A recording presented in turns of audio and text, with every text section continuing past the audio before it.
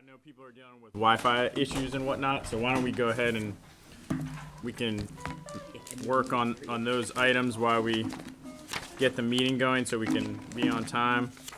Let's start with our Pledge of Allegiance. Mr. Walker could lead us. I pledge allegiance to the flag of the United States of America and to the republic for which it stands, one nation under God, indivisible, with liberty and justice for all.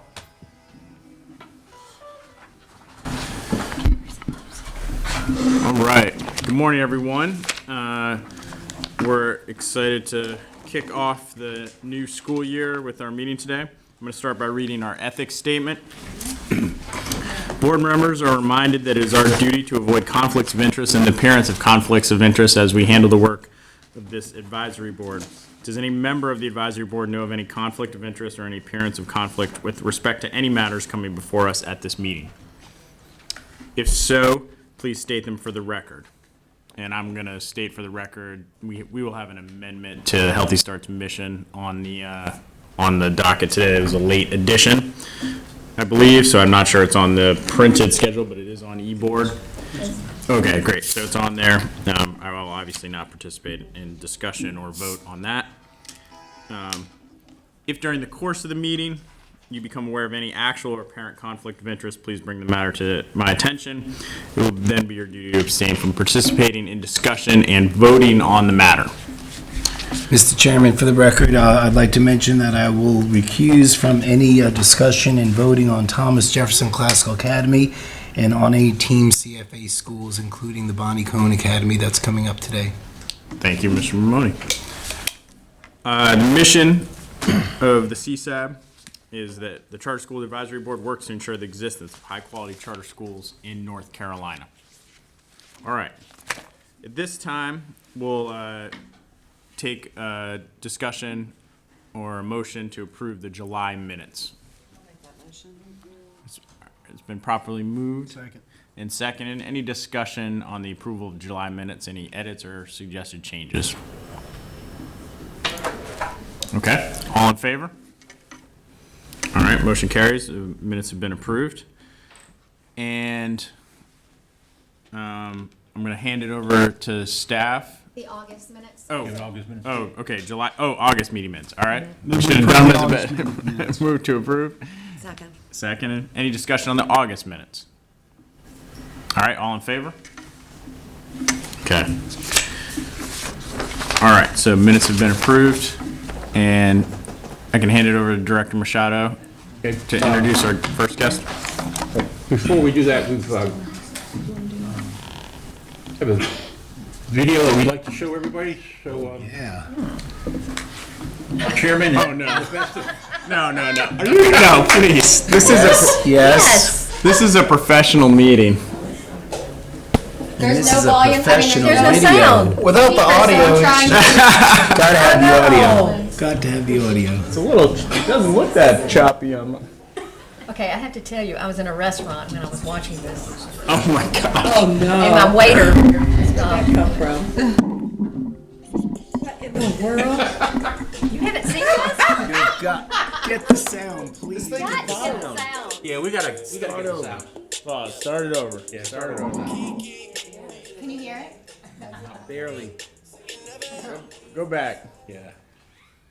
I mean, it was So good. when people ask what separates charter schools from traditional schools, here we go. innovation right This here. is exactly what it's about. It's competition between We have a new student enrolled, Kiki. Maybe a transfer from Maureen Joy.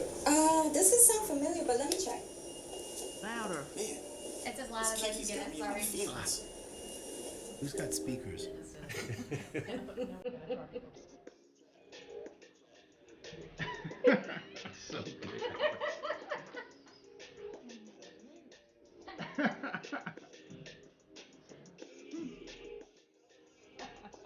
Best team building activity I've ever done.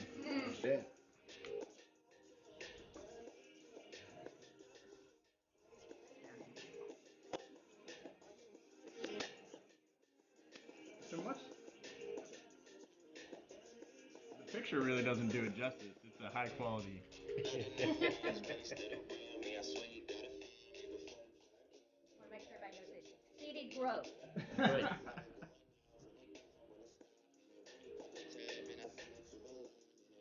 The work they put into the video exceeded growth. It was a challenge for Morning Joy. They did one thing.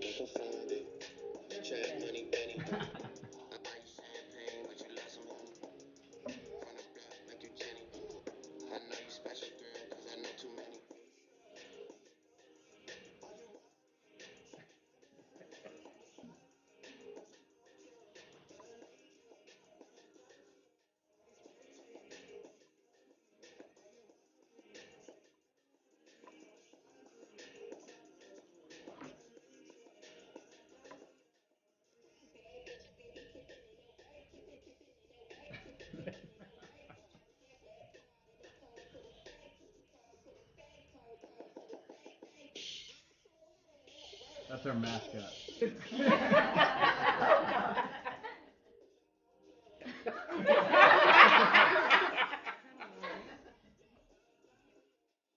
Yeah, yes it is. This is Michelle, the director of operations.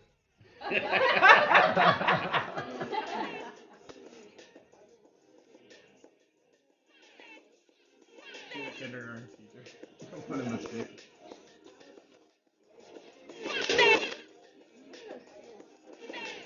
Some practice. Alright, now let me see you.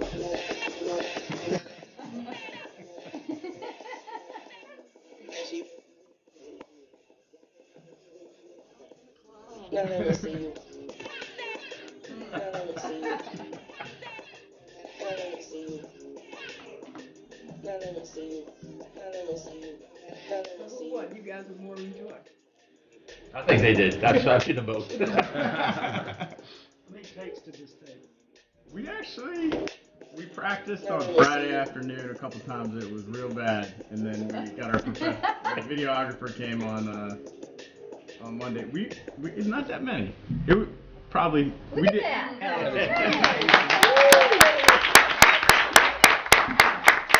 It took less time than I thought it was going to, but you know. Can we go on your website and find that? You can go to YouTube and find Yeah, you can go to YouTube. You can see it on Facebook too. You can go. It's on our Facebook page too. We had tens of thousands of views on Facebook. Yeah, it's up to about 70,000. That's pretty incredible. It's incredible. More clear. Yeah, yeah. I'll send you the Much link. better. I'll send you the link.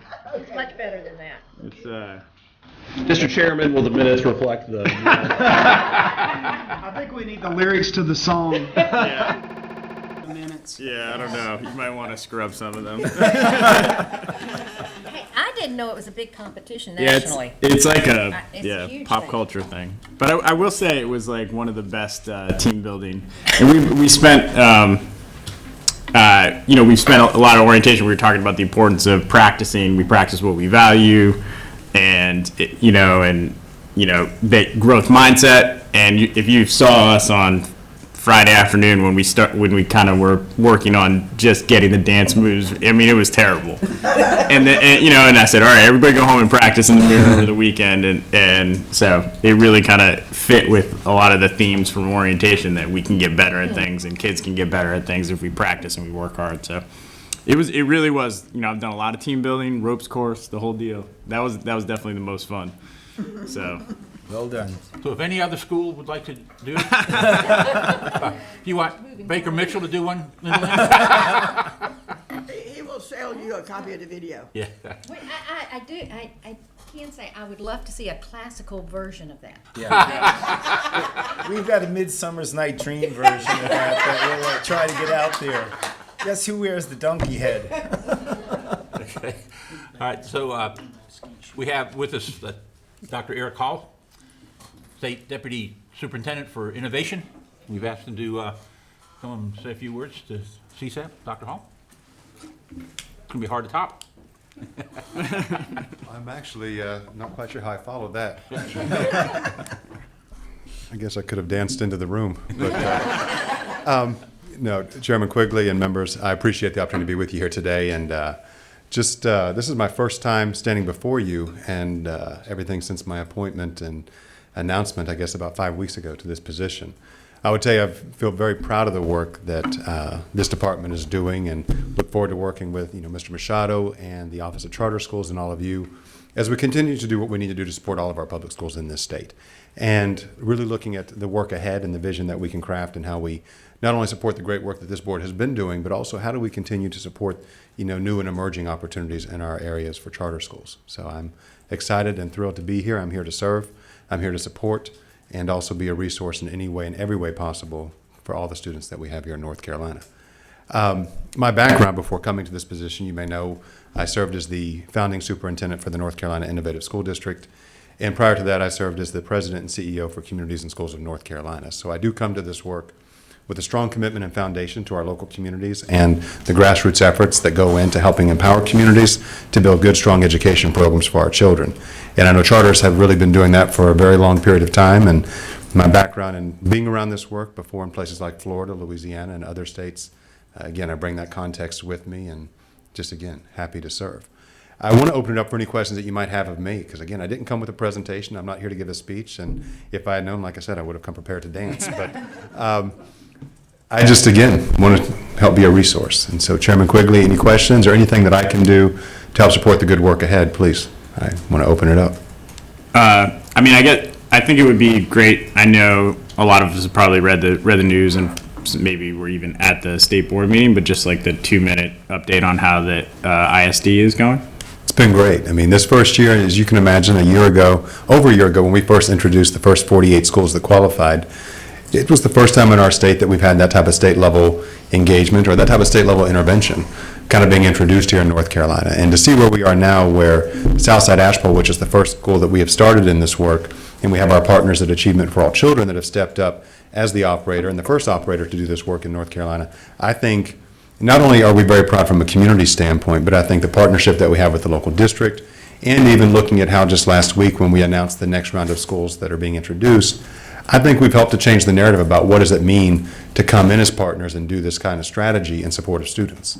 You're not hearing on the local level terms like takeover. You're not hearing those types of things really being discussed in the community of Roland. What you hear is the ISD is coming as a partner, and community leaders, faith leaders, parents, everybody has really come together around this school to make it not only successful there, but has laid the groundwork for the schools that we'll be working with as we go forward.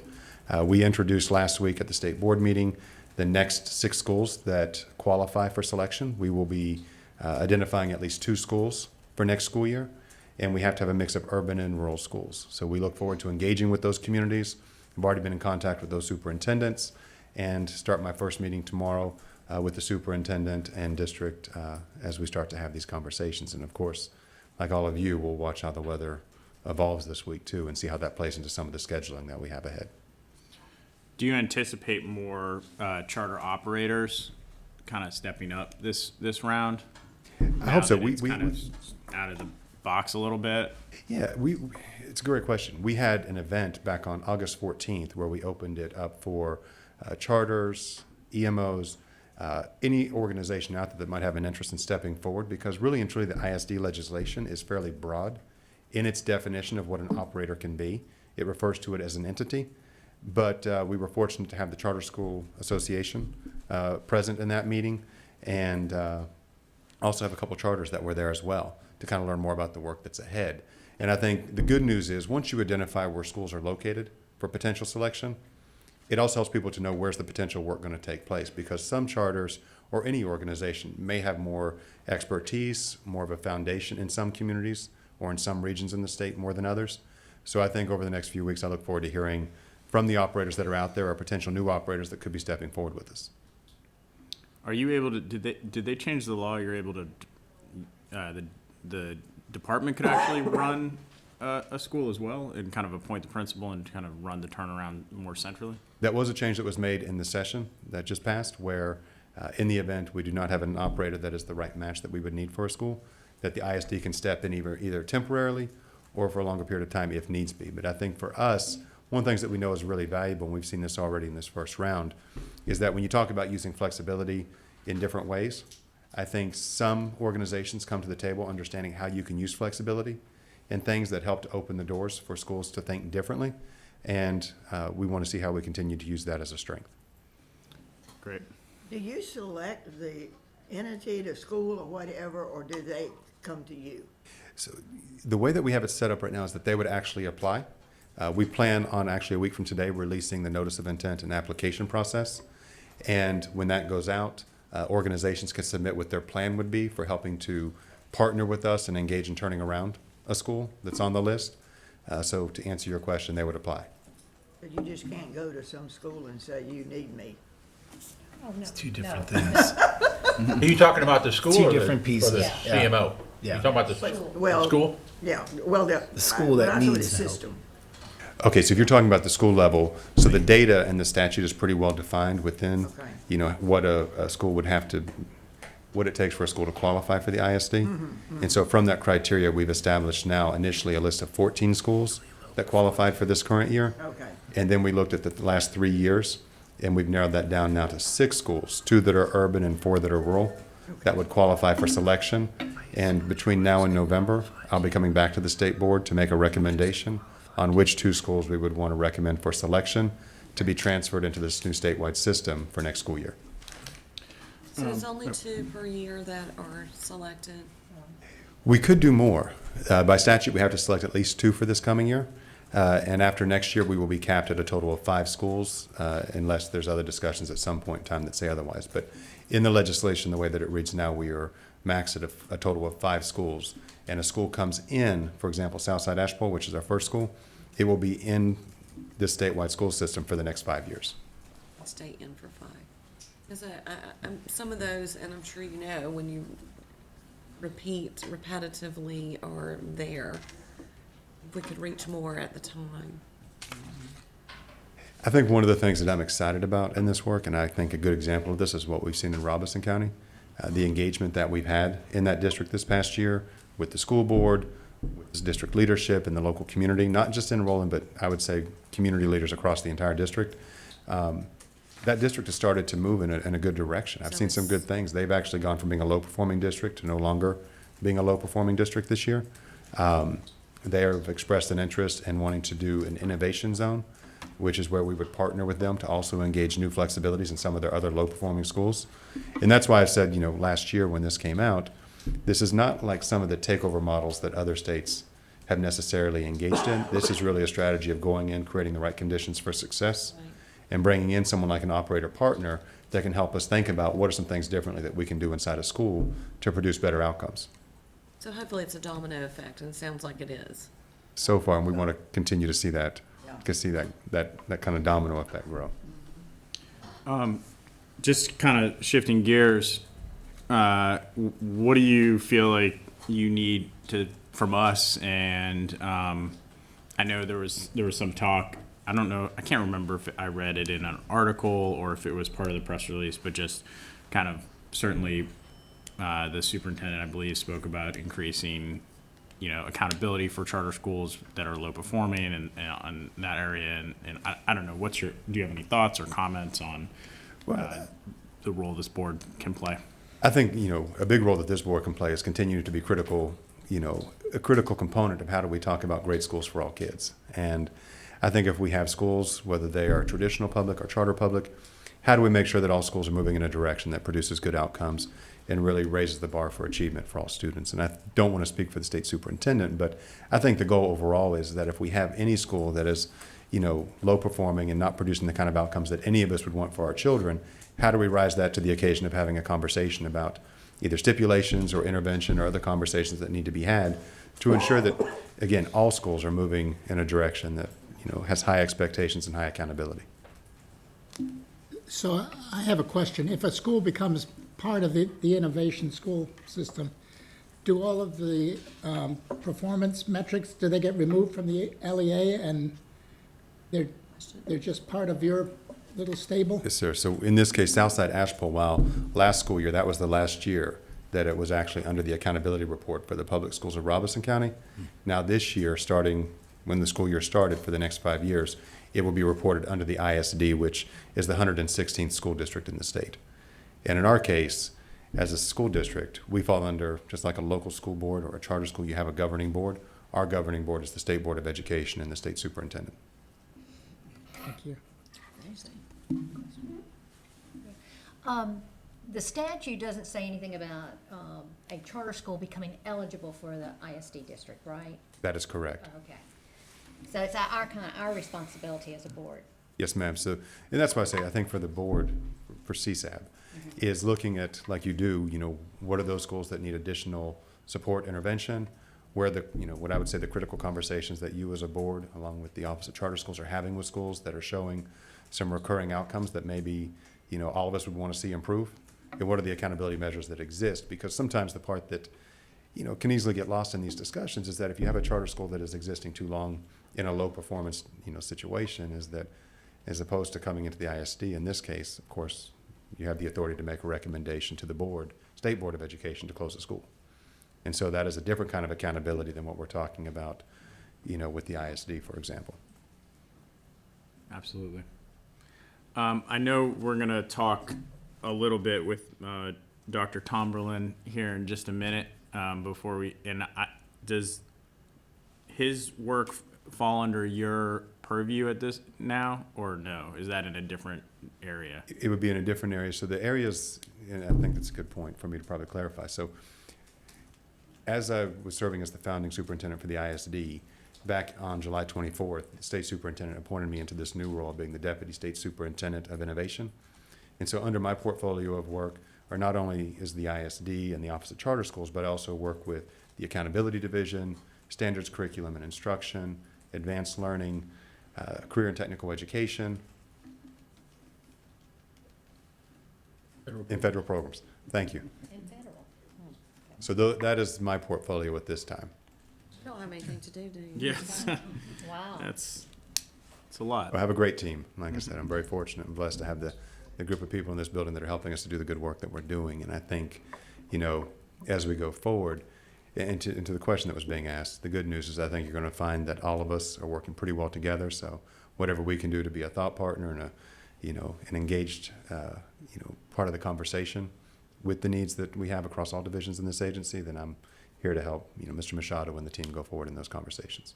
So. Yeah, and I appreciate that. And I think if I certainly don't want to speak for the whole board, but I think a kind of common refrain among charter leaders and that I hear in the field and experience myself in the field is just a desire to maintain, rigorous standards for accountability for charter schools, but a real need to preserve the autonomy and flexibility that charters have. I mean, we hear repeatedly how districts want to have a lot of the flexibility that we have, and that goes across in many different ways, but primarily staffing, curriculum, and finances.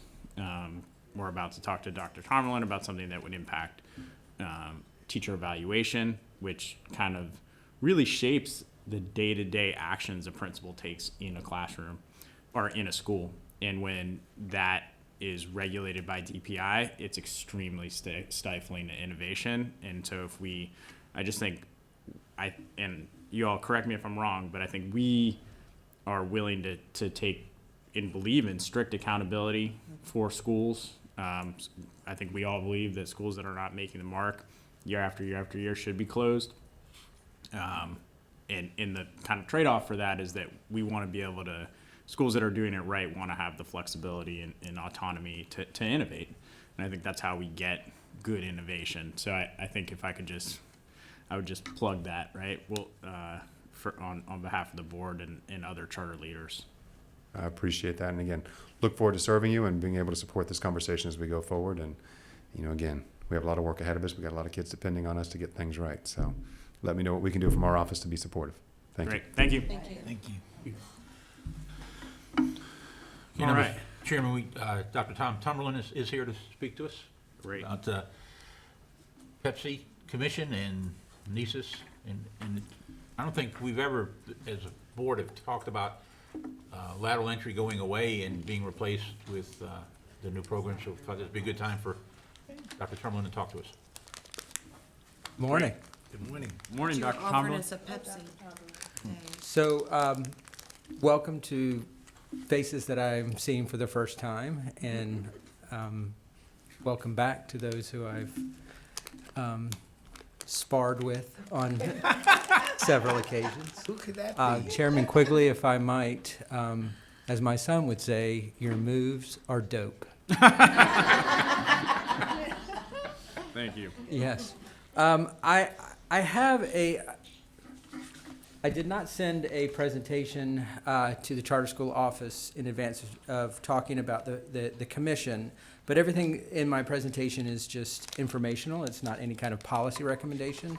So I will defer to your staff to see if I can present that to you on the screen or if I should just read from it. I do.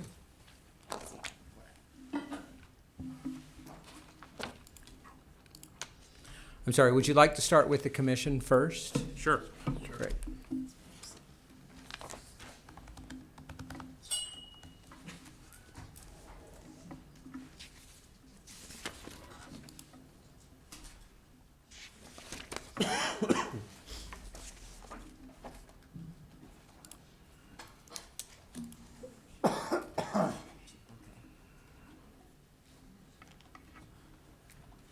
Great. So a couple of years ago, well, it was July 2017, the General Assembly approved or created a commission for the purpose of involving stakeholders across from many different groups connected to public education in establishing high standards for North Carolina educators. The commission makes rule recommendations to the State Board of Education regarding all aspects of preparation, licensure, continuing education, and standards of conduct among public school employees. The way we see this working is that if you'll see in the center there, the Division of School Research, Data, and Reporting is the division that I oversee, and under that is the Ed Prep department. We are the staff for the Pepsi commission. What we do is we make sure that we're working with folks out in the field to gather information on policy recommendations and the way policy is impacting the work of educators in the field. So you see the Teaching Fellows Commission, service support coordinators, that should be probably updated to regional support under the new reorganization that just occurred. The IHE committee is a group of professors, faculty members from the various universities that support teacher preparation. And then finally, the task force for teacher recruitment, credentialing, and retention. And that is a committee made up of, an ad hoc committee made up of superintendents and HR directors from the 8 regions across the state. So all that information, we try to communicate very closely with those groups as we bring policy recommendations or make policy concerns known to the Pepsi Commission. Pepsi Commission then discusses and ultimately approves rule recommendations or policy recommendations that we take to the State Board of Education. Under the law, well, let me go here. Under the law, the commission must submit all policy recommendations related to licensure, educator prep, or standards to the State Board of Education. The State Board of Education can then choose to accept or reject that recommendation. If it rejects the recommendation, the State Board of Education returns the policy to the commission with reasons explaining why they're rejecting it. The commission can then revise and resubmit. They could resubmit.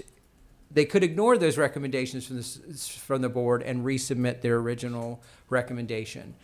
However, if the board rejects the commission's recommendation a second time, then the commission is out of the decision-making process, and the board can then enact its own policy as it sees fit. So our division works very closely with the commission to make sure they understand the intent of the field or the desires of the field in terms of policy recommendations, but also what the State Board of Education is willing to entertain, because it's not in our best interest to bring policy that we know that the board will not approve. And we try to have those discussions with the commission in advance of bringing a policy recommendation. So the commission is made up of 18 members. And these members, 9 of them selected by the House and 9 were selected by the Senate. And this is a list of I think this is the Senate side of people recommended. And then here is the list from the House of Representatives. You can see it's a mix of deans of education, schools, HR folks in the field, state superintendent sits on this. We've got a couple of principals, and then we have a couple of nonprofit directors who are related to education, and so this is the group that governs this. I will point out to you that there is no charter school representation on this commission, and we have noticed this, but these folks were appointed by the General Assembly, and so we didn't have any input into who sat. I will say that Superintendent Mark Johnson does have a position on this board, but he has the authority to designate a designee, and he has done so, and that is Andrew Lakis from Teach for America. Did you hear any reason why no charter school affiliated people were appointed from the House or the Senate? I don't know. No. I mean, if I had to guess, which trying to guess an intention of House or Senate is difficult to do, I would wonder if it was because their thoughts would be that this really wouldn't impact charters that much. But it seems that maybe it was mistaken, since we're going to spend an hour talking about it. I don't know the intent. The rationale that you're suggesting sounds reasonable to me, but I'm not sure. I'm interested to hear in how you think the impact is strong, but I think that's probably what we're going to discuss soon. I don't know how strong it is. I just know we're talking for Sure. For an hour. That's, I guess, was my, that it must have some sort of impact. So the commission has selected a chairman, a vice chairman, and a secretary, and you can see there that Dr. Patrick Miller from Greene County Schools is the chairperson. Dr. Michael Marr from North Carolina State University serves as the vice chair, and Dr. Ann Bullock from Elon University is the secretary. So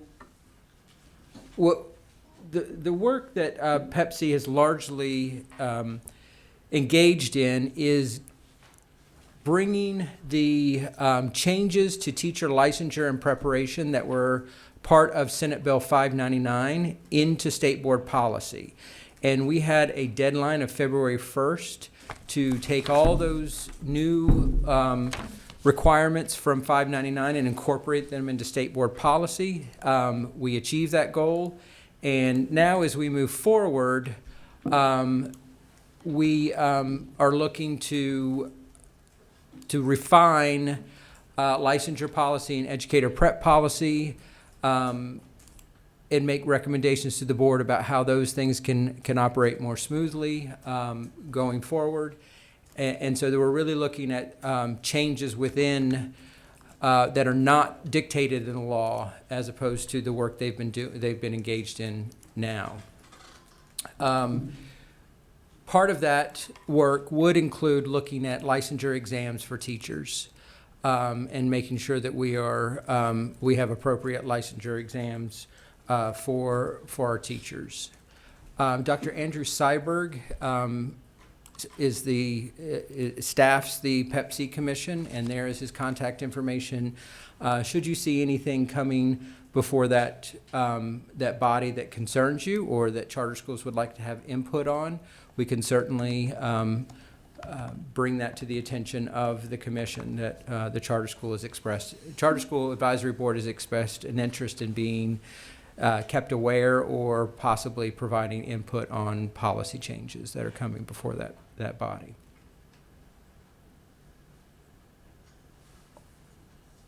Are there any questions about the commission and how it operates? How frequently did you say it meets? About every other month.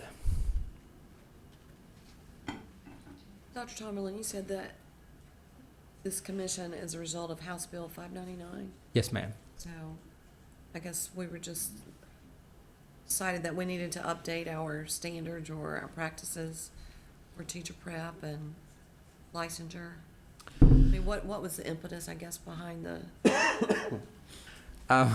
Again, I can't speak to the legislative intent. I think there might have been some concern that State Board of Education policy did not have as much input from the field as the General Assembly would like to see. So this was one way of ensuring that the field had an opportunity to weigh in on policy recommendations that were coming before the board. Talk about the changes to lateral entry? Sure, I can talk about changes to lateral entry. So I don't have a presentation on that, but there has been a board presentation, August 2018 board presentation. There, we did cover the changes to lateral entry that are coming. So as it stands right now, the lateral entry process as we know it expires June 30th, 2019. So that is the last day that an application for lateral entry could be accepted by the licensure department. Currently, lateral entry candidates are supported by both IHEs and what we call the RALCs, the Regional Alternative Licensing Centers.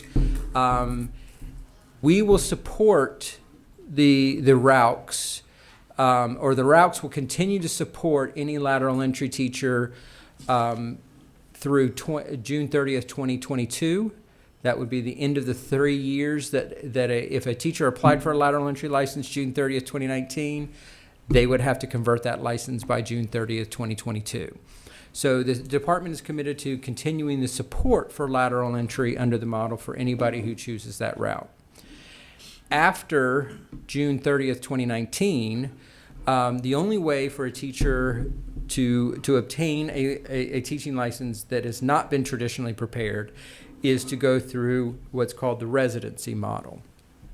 And the residency model is basically a variation on this lateral entry license with some notable exceptions. So rather than the lateral entries being granted a 3-year license, they are granted a series of 1-year licenses. So every year the resident must reapply for a residence license. That's an important distinction because under the lateral entry program, oftentimes you'd get to the 3rd year and there was maybe some neglect on meeting some of the requirements, and it was kind of an emergent situation. This allows both the sponsoring body, the ed prep body, whether that's a RALC or an IHE or some for-profit preparation company. This gives them a chance to review the progress of the candidate and make a recommendation, an affirmative recommendation that the license should be continued. Additionally, the LEA has to recommend that the license be continued for an additional year. So our hope here is that teachers are being, in the residency model, are being actively reviewed every year for continuation of the license, and that we don't have surprises at the 11th hour when the teacher is ready to convert to a continuing license. Teachers have to pay $90 every year to get a new one? I can't answer that question right now. I mean, it's a good question, but I'm not sure what that renewal process would look like. I would be surprised if we're going to charge $90, but that has not been introduced in any way to the board. So the other aspect of this is that the LEA and the Ed Prep program for a resident must have some kind of memorandum of understanding between the two, what the expectations are of each of those in relation to the resident. Now, this has the potential to be a very cumbersome requirement of the law. We're getting concerns from the LEAs that they work often with multiple EPPs, and so they would have to have a separate agreement with every EPP for every different EPP that their lateral entry body represents.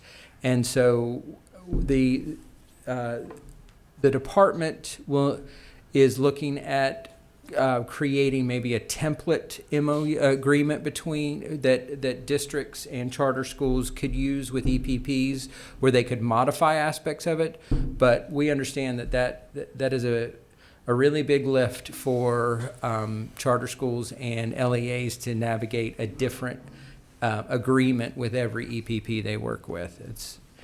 Yes, sir. Could you provide some clarity on like who or what would qualify as an EPP? Is it just universities? No, so is it just local programs? Are there certain people that have been, have been approved to be an EPP? What's the process for that? So under 599, it becomes clear that we can no longer use EPP and IHE synonymously. In the past, we've kind of thought, institutes of higher education were the Ed Prep programs, but 599 makes it clear that EPPs do not have to be connected to a university in order to prepare our teachers. And as of now, there's been one for-profit entity that has been approved as an Ed Prep provider for the state of North Carolina, and that is a group called Teachers for Tomorrow. It's based out of Texas, and they will begin preparing educators for licensure this school year. We anticipate that there will be other providers that come to North Carolina and apply. There are basically two ways that one could be approved as an EPP in North Carolina. The first is if you have what's called CAPE certification. That's a national accreditation of educator prep. If you are a CAPE certified entity, then you can apply for and pretty much will grant you EPP status in the state of North Carolina. If you're not CAPE accredited, then there is a process for applying for approval from the State Board of Education, where assurances of the quality of your program are made, and you make, full disclosure of your preparation practices and how you're approaching that. That's submitted to the board for approval. If the board approves it, then the EPP is approved for preparing teachers for the state of North Carolina.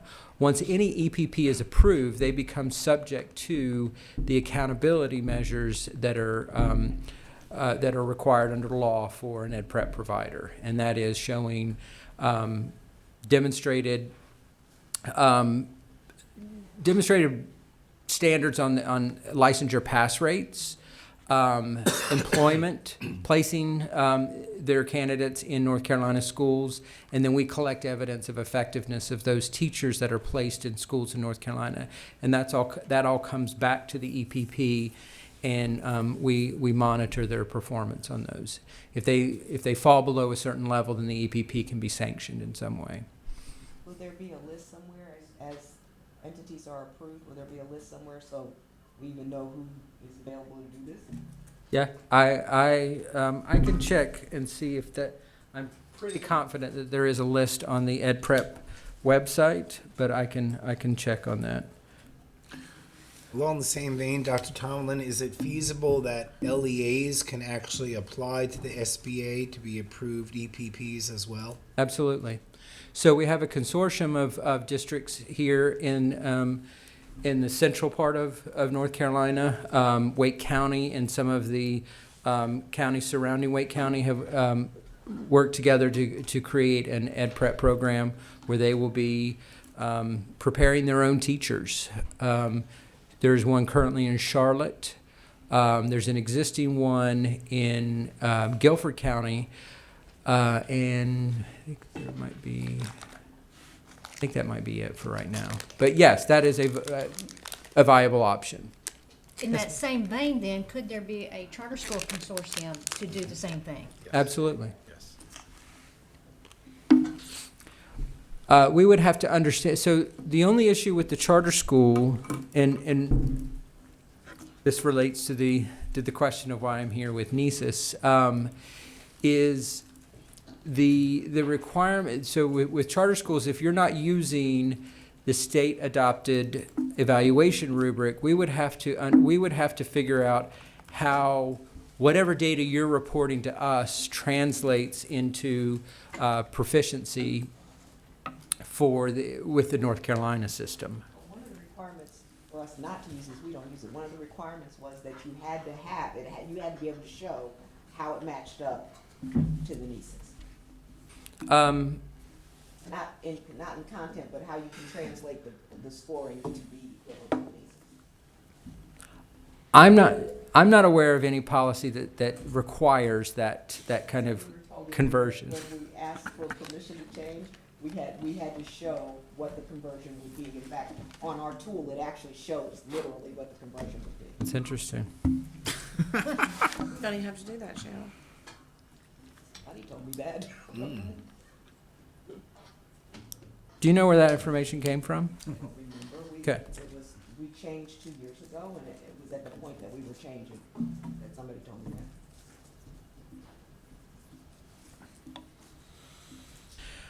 I wonder if that. So I do know that for your beginning teachers, the question has come to me several times: Do charter schools have to use NESIS for beginning teachers? Because the requirement in the law is they be proficient at the end of 3 years. And my understanding, the direction I gave to the folks who monitor the beginning teacher process was that charter schools should be able to assert that the teacher met proficiency on the instrument they used. But to me, that was the connection. Was we have a definition of proficient, and you're validating that they meet the level of proficiency on whatever instrument you're using. It was beginning teacher where we were told that, and the way that we received it, I'm not going to say what the intention was, I'll just tell you the way we received it. The way we received it was we needed to show what would be the equivalent of distinguished, what would be the equivalent of accomplished, what would be, and so literally on our tool it says that. That's it. And are you providing the evaluation data to the beginning teacher support monitors? I don't, only when they come to I mean, that's just an audit. Yeah, That's just like only if they ask for it. well, for the files that they pulled, they asked. Yeah. But I don't remember that we've ever had to send it anywhere, just when they came to monitor. Sure. Okay. We can check on that. So what's the, I mean, our one concern we have is just somehow this would lead us to being required to use NESIS.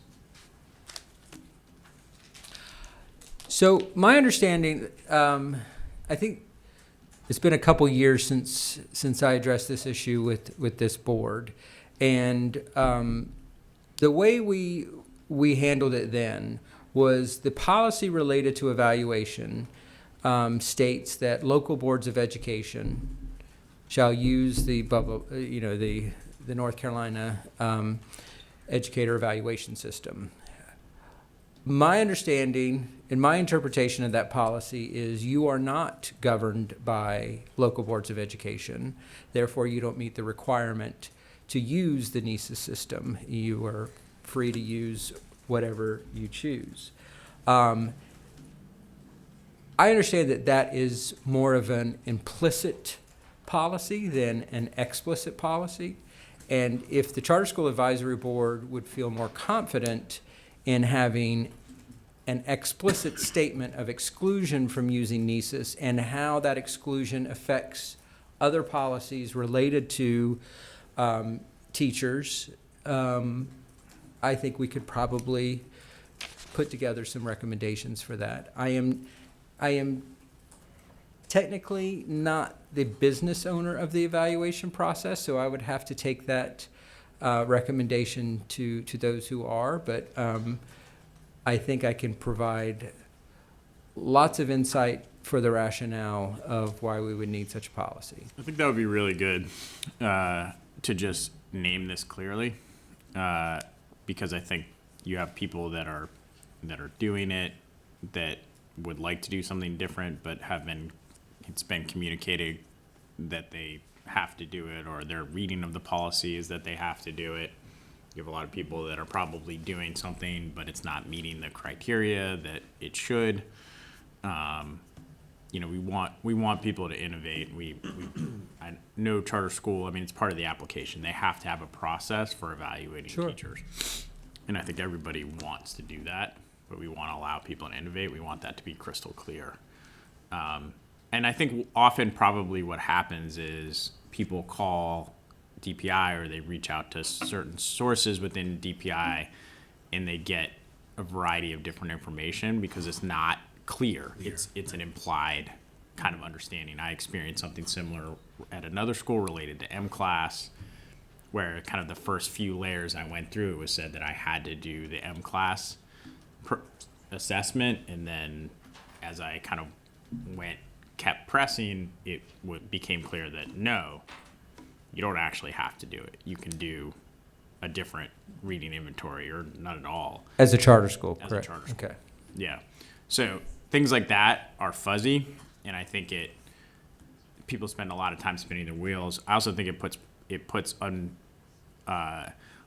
burden on staff, probably at DPI at different levels, who kind of get outreach about this, and it's not clear, and they don't know what the answer is, or they give misinformation. It's not their fault, or they end up then they have to circle back to some. So I think if we could get clear, there's a few things like this that I think people have asked me that keep coming up but particularly the NESIS thing would be important to really, I think it'd be great to have a clear policy, even a set of things that say, these are like the kind of some core components that charter schools do not have to participate in. Yeah, I don't see any issue with that. I think it will start to raise the question, and the one question I would have for the advisory board is, given that flexibility in how you evaluate your teachers, if there is some process that you're engaged in that is exceptionally effective with helping teachers grow and improve, by not having any kind of information exchange with the state, we can't realize the true purpose of a charter school, and that is to find innovations that help students and teachers grow and improve, and bring those to the public school where they are especially effective. And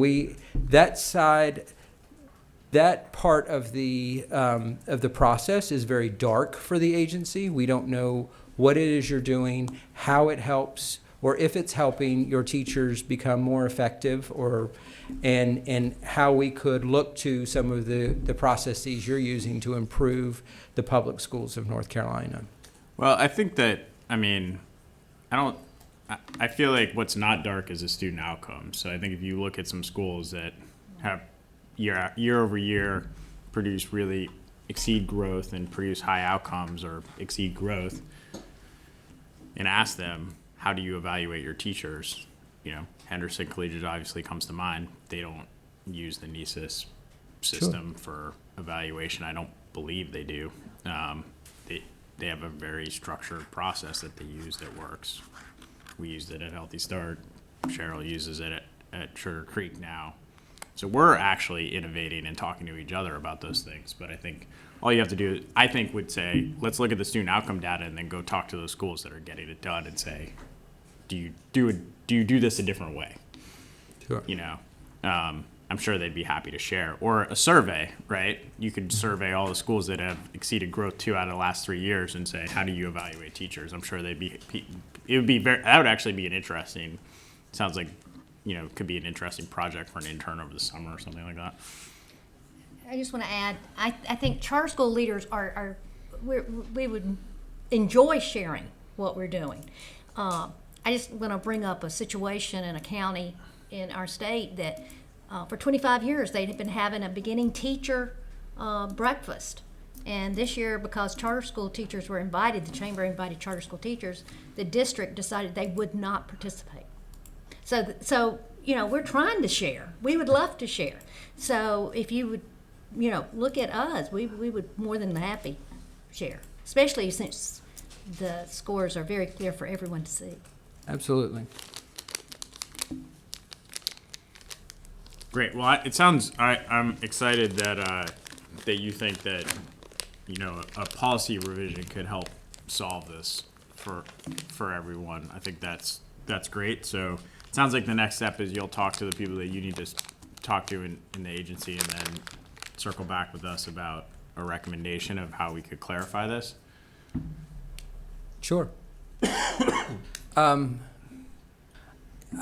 There are interconnected pieces to this. So one of the things that I'm a little concerned about, and I'm trying to think through kind of on the spot, is with our schools that are entering the restart, that are doing restart. So that model affords those schools charter-like flexibility. And we have to think about that in terms of their teachers and how they're being licensed.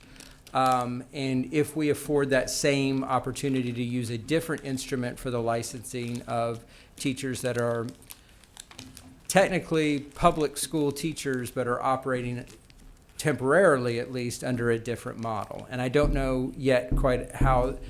There are pieces, I guess what I'm trying to say is evaluation itself does not fall under the purview of Pep-C. And so this could be a recommendation from the charter school board to the State Board of Education directly about the implications of evaluation or clarifying the evaluation situation. However, where evaluation touches licensure and educator preparation, that is under the purview of Pep-C. And so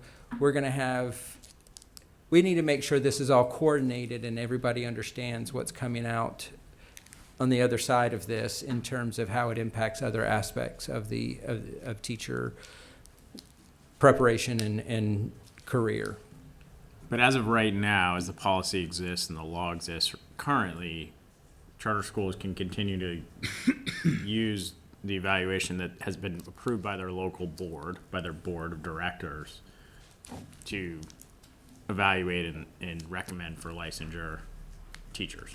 That has been my understanding, but I have to say in the reorganization that's occurred, I don't know if the people who now are opining on state policy related to evaluation are delivering the same message that basically I delivered to you a couple of years ago when this went down. And it sounds like it may not be. So that's concerning to me, because what we can't have happen is in December or January, it becomes clear and there's a kind of a hard, oh no, you can't license anyone that hasn't been through NESIS, because then we're going to spend 4 months doing, really just doing bogus evaluations. Sure. No, I for one do not want that. No. It doesn't. I don't think anybody does. Yeah. How do we expedite that kind of clarifying conversation? If it's not as simple as us passing a policy and getting the state board to approve it, which it doesn't seem like it is, how can we make sure? I want to head that off. Right. I mean, honestly, I kind of in anticipation of this, I started to I got back on the NESIS thing and said, maybe I just need to do this because I'm nervous now that it's going to come down that, and that has huge implications for our program. So I know other people would be thinking the same. thing. Can I ask a clarifying question about Yeah. this? I want to make sure I'm clear on what the problem is. Is the problem that charter schools have received direction that they should be using NESIS for their teachers their beginning teachers who are seeking conversion? Or is the problem that your beginning teachers that are seeking conversion have been denied a continuing license because they did not meet? Nobody's been denied a continuing, and also I think that the reality is the evaluation system doesn't necessarily talk to the licensure system, right? There's no kind of, it's not like the people in licensure are pulling the scores of folks and that out of the NESIS system and saying, oh, these people have no scores, so we can't license them. It doesn't work like that, obviously, you know that. But Right. I think at this point that this conversation is, I think most people have no idea. They're just kind of going about their business. I think very few people in the field actually have any idea that this conversation is even happening. I think this is kind of like a high level internal discussion, kind of what you're saying. In the reorg, there has been people talking about this may have a different opinion about the interpretation of it than what you gave us 2 years ago. So I am concerned that if we don't get that conversation clarified really soon, that it could have a big impact on schools. So I think it's right now, it's not like, oh, people are getting denied, or, oh, I don't think Dave is getting phone calls about this. No one's talking. We just happen to know about it because it's kind of a high-level internal conversation at the agency right now. But Dave? I think the confusion came from when somebody from Educator Support Services emailed one of our consultants that was asking the question from one of our schools. And, you and I talked about that. I think that's where the confusion is. Nobody's been denied, but with that email that I have right here, was directing the school that, yes, beginning teachers had to be in NESIS, and if you were in your 5th year of your teacher renewal cycle, had to be in NESIS. So what Dr. Trumbullin is saying right now seems like that wasn't accurate. Well, again, I hesitate to, That's why we need a policy. Yes, I think we need a clear policy. I think this is the issue, right? Yes. Like that conflict is the issue. Like we want to clarify that ASAP. I think if policy committee can work with our office, legal, Dr. Trumbullin, maybe we can come up with a policy that would give us clarification. And we certainly gonna need your help on. I thought this was better suited for the performance committee myself. Either one, I have no problem. Sounds like a performance issue. How your teachers But perform. we're talking about policy. We're trying to No, make it's a a policy. policy. Oh, okay. And one of my concerns would be too is if we have a teacher and we're not using NESIS and then there's no data in there and we use a different evaluation system, if that teacher wants to move back into the traditional school, is that gonna be difficult because there isn't the data in NESIS? And so that's something I think we need to make sure we. I don't think so. I don't think that's an insurmountable problem. I think my understanding of the way the conversion process works is the LEA or the charter school who recommends.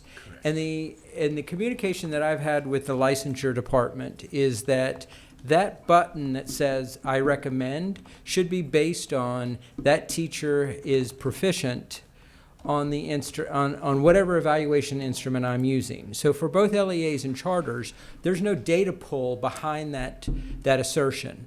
We're relying on the LEA to make the honest claim that teacher is met proficiency. And so to your point, Mr. Quigley, there is no data pull associated with that, and we're not going back behind you and pulling data to make sure that you're correctly asserting that these teachers have met proficiency. So it should be. That's all it should be is a click of the button that yes, on whatever I'm using, that teacher is proficient. Now the 5-year is, to my understanding, is the same process. I cannot speak for the board, but I would find it highly suspect that the board would expect a charter school to switch from an evaluation process that you're using for your teachers for 4 years, and in the 5th year do something completely different that has no context, no relevance, and just for the purpose of establishing proficiency for the continuation of the license. I say that, but you know, I would have, that's the question that we need to put in front of the board. Is that your intent in terms of charter schools or restart schools who may choose to use other instruments? We can ask that question and we can get that question clarified and answered in policy. And I don't think it's that big of an issue. The issue is that particular piece, that a charter or restart school or charter or any other public school that appreciates charter-like flexibility may use a different evaluation instrument for the 5th year renewal process or for the beginning teacher support. That has to go through Pepsi, and we have not broached that with them, but I think that's something we need to put in front of them. We need to have that discussion sooner rather than later. And I think ultimately, as long as it's approved that the director or the local LEA has that right to click on that button and say, based on our evaluation process, this teacher is recommended for licensure or continuation, it's not an issue. What we don't want to see happen is at some point, willy-nilly, all of a sudden, this NESIS becomes connected to that approval process. And you say that's not in the works right now, correct? That is correct.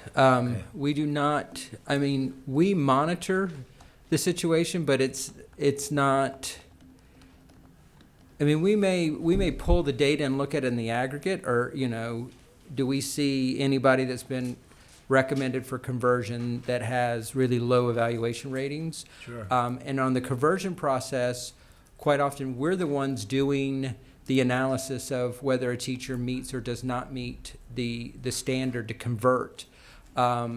So I don't think, I don't foresee an integration between the licensure and the evaluation process in order to kind of monitor this. I think that the process that we have in place, charter schools nor public schools have any interest in keeping teachers that they themselves view as less than proficient. Right. I mean, there's no incentive there. And so, and if you want to keep a teacher who may not be effective, you would simply evaluate them in such a way that you could make that recommendation without fault. So I don't think that there's any incentive to be deceptive about the conversion process. I don't see the gain for anyone in that.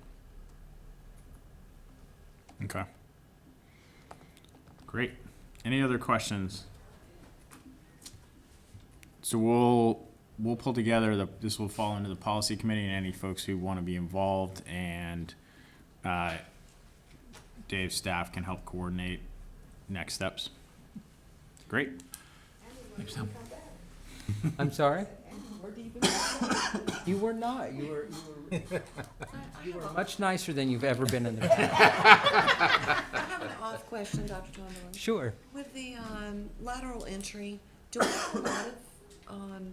we have a lot of I'm sorry, I couldn't hear your question. with lateral entry, do we have a lot of candidates every year that come through that process? I'm just wondering what the percentage of educators coming in that way. So I would say every year, and these are just rough numbers off the top of my head, I would say every year we have about twice as many traditionally prepared educators as we do lateral entry candidates. So I would put it traditionally prepared about 2,500 per year coming into the system, and then maybe about 1,200 lateral entry. So it is not a non-trivial, Right. I should say that differently, shouldn't I? It's a substantial number of educators that are coming through that process. And the residency model is, I don't think it's different enough that folks should be concerned. It does require the connection to the EPP. The only thing that I can see that's really problematic for the current system is that the the regional alternative licensing centers are not recognized as a EPP in the state, and they could not support folks under the residency model. So it does kind of exclude them from that process. And traditionally, the RALCs have been an important part of the lateral entry process. Can I ask a question about EBOS? Absolutely. Favorite thing. In October, we're gonna get subgroup growth scores and grades. How's that process work? That's a new thing. How do the subgroups work? Yeah, how do the growth for the subgroups converting to a grade, how does that work? So it will function in the same way that that the current model works for the overall school grade. So you would have component grades for those different subgroups. I'm pretty sure. I'm not pretty sure. So this is more the accountability folks on the creation of those grades. But let's assume for right now they're going to use the same 80-20 split between proficiency and growth on those subgroups. Then we would scale those things exactly the same way we're doing for the school overall. Okay, so it does include proficiency. It's not just growth. So that's a question. That's the question that we're going to assume for right now that it does. But I can check on that.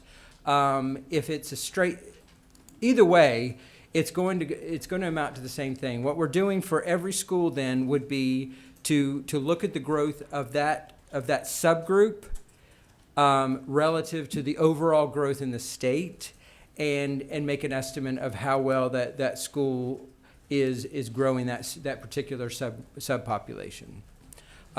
It is going to introduce some tricky. Because these estimates are built on confidence, the more students you have in a pool, the more confident you are.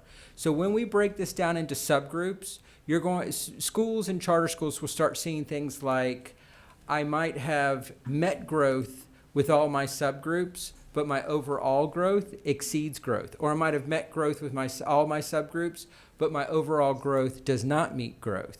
And that's going to be our challenge, is helping districts understand that smaller sizes, when you have smaller samples, you have a harder time being confident that group is either exceeding or not meeting expected growth. Most of the time, they're going to fall in the middle.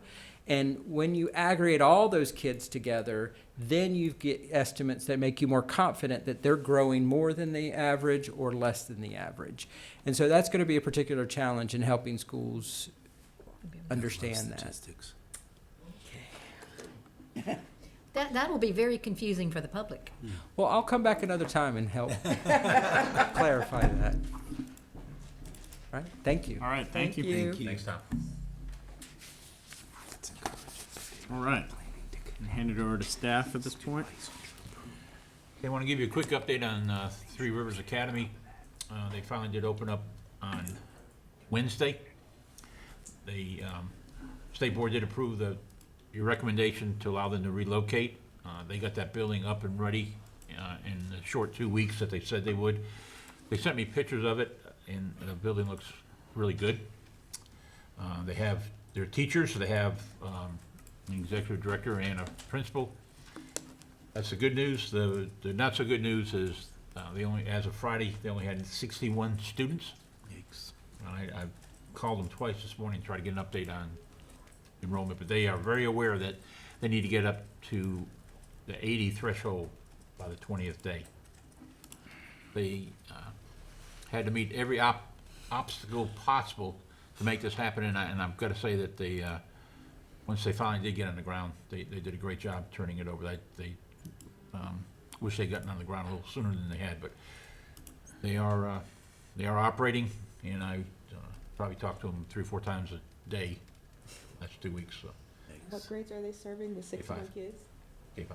What happens if they don't get to the... That's either state board, ask for state board waiver, or I don't know. Let's find that out. They assure me we won't have to find that out, but... What day are they at? They're in their Wednesday, Thursday, their 4th day. Okay. So they have some time to get a couple more students. Do we have an idea out of the 65 students, how many are the same students from the prior school? I don't, but I can find that out. I would just assume most of them are, but I don't know, but I can find that out for you. Okay. Anything else there? Any other questions on that? Okay. Excuse me, what were they projecting they would have? Well, they were projecting anywhere from 125 to 175. What did they finish up with last year, Dave? We finished up with about 100 a quarter, That's what I thought. 125. So they were hoping to retain all of those. 61 kids in terms of budget, is that even doable? Yes. And they assured this advisory board and the state board that they had the means to subsidize that if they didn't have enough students. So I'll keep you posted on status. Okay. And Dr. Allen's going to give us an update on the applications process. Enjoy our 2.5 hour meeting today, because it's getting ready to start that in renewals. I'm not floating. I know. To Chairman Quigley, Vice Chair Walker, Committee Chair Kakadelis, all other members of the Charter School Advisory Board, and all assembled here this morning, good morning. A rigorous application process is one way that the CSAB and the State Board of Education ensure that all students enrolled in charter schools have access to high-quality charter schools. Today, I will provide a brief review of the general statutes and State Board policies that guide the CSAB through the application process.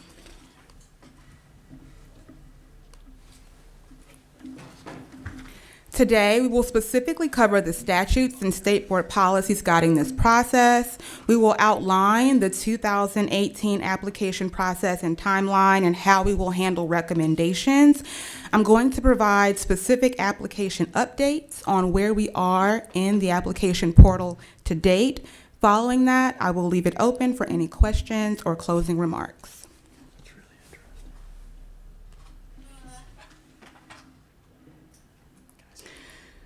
The first statute that guides our process is 115C-218.5.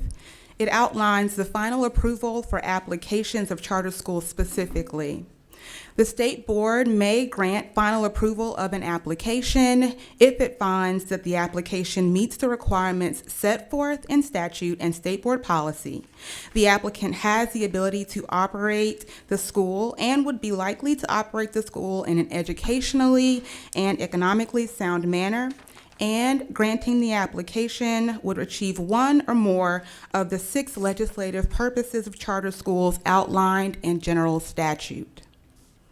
The State Board is encouraged to give preference to applications that demonstrate the capability to provide comprehensive learning experiences to students identified by the applicants as at risk of academic failure.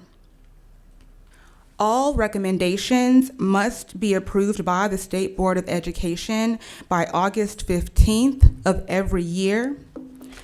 The State Board may authorize a school before the applicant has secured its space. However, the State Board shall not allocate funds until the school has obtained a facility. Finally, the State Board may grant the initial charter for a period not to exceed 10 years. I will talk about later how the State Board has created a policy that limits the charter for a new school to a term of no more than 5 years.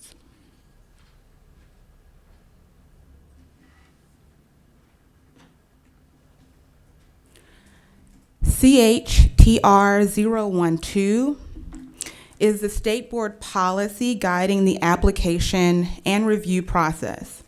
This policy speaks to the deadline for applications and stipulates that the application and non-refundable application fee must be received by the deadlines.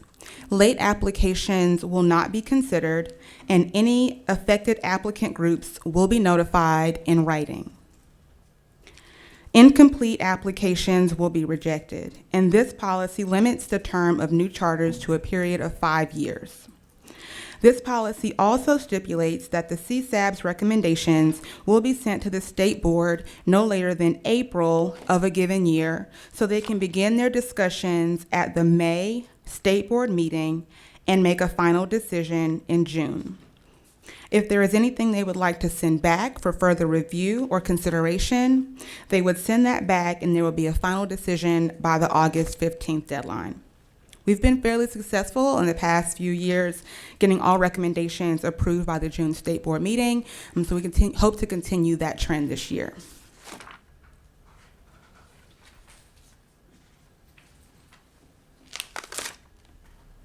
CHTR 016 outlines the purpose and eligibility criteria for fast-track replications of high-quality charter schools. With fast-track replication, the state board may grant permission for a nonprofit corporation to forego the normal planning year, and all final decisions regarding fast-track applications must be made in less than 120 days from the application submission date. Right now, we anticipate 1 to 2 fast-track replication applications, so if those are indeed submitted and deemed complete, they will be scheduled for clarification interviews in November, and if recommended for full interviews, those will take place in December. We will be working under a bit of a tighter timeline this year because the application deadline was moved back 1 week compared to years past. I will provide additional updates once applications are submitted on the 28th of this month.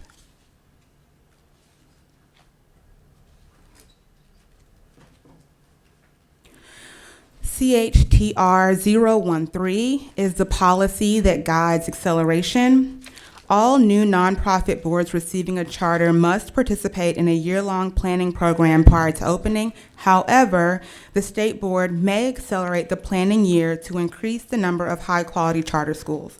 Here, the primary deciding factor for acceleration applicants is the availability of a facility at the time of application.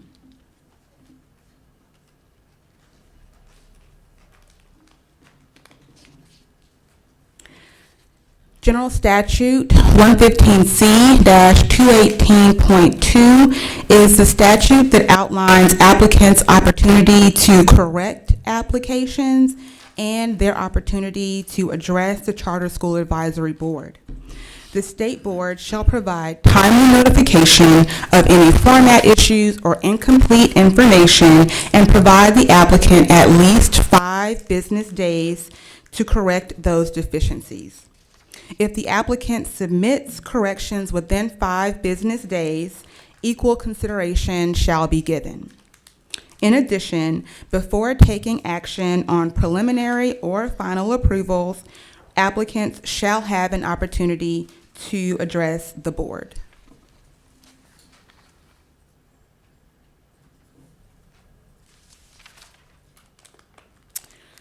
So here, and I don't know if I can click, but that's fine. This is a link to the application timeline and process. This was approved by the state board in the spring of this year. Particular dates of note: the application opened on June 28th and will close at 5 p.m. on September 28th. As I mentioned, this is 1 week later than last year's process. The Office of Charter Schools will conduct completeness checks in early October, and any complete fast track or acceleration applications will be reviewed by internal and external evaluators in that month. Clarification interviews and full interviews will take place from November through March. Fast track and acceleration recommendations will be forwarded to the state board in December or January. Regular application recommendations will be forwarded in April for a final decision in June.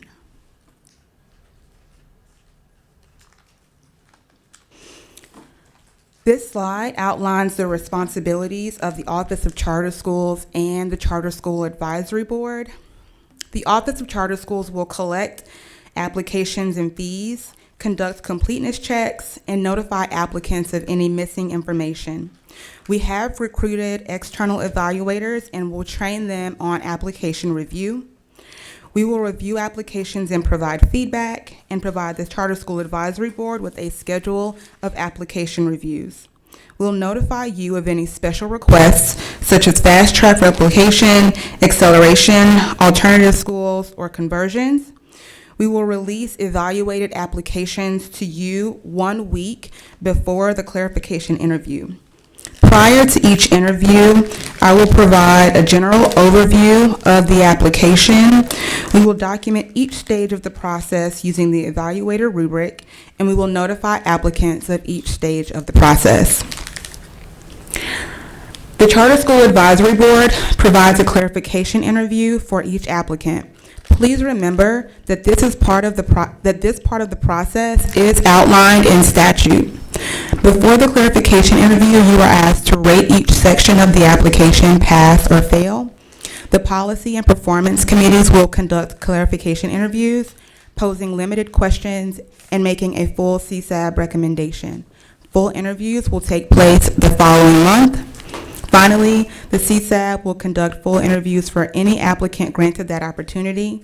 Full interviews will last no more than 1 hour, and following the full interview, the Charter School Advisory Board will make a final recommendation. Danielle, this says we will conduct clarification interviews in this room. The room will be divided? Generally, we have each policy. This is not changing from the process. No, same as we did last year. Policy on one side, performance on the other. Right. That was a little confusing. Is there a reason why we can't get the apps more than 1 week before clarification? That's a good question. That is what would work for you all. As soon as we can get them. Yeah, as soon Sometimes as we we- have, depending on how many interviews, We have you could have 10, 3 we or have 4 of them that, and they take a long time to read. Okay, we will definitely work on getting the applications to you in a shorter timeline. One thing that we are working with is that this year the application deadline was pushed back a week.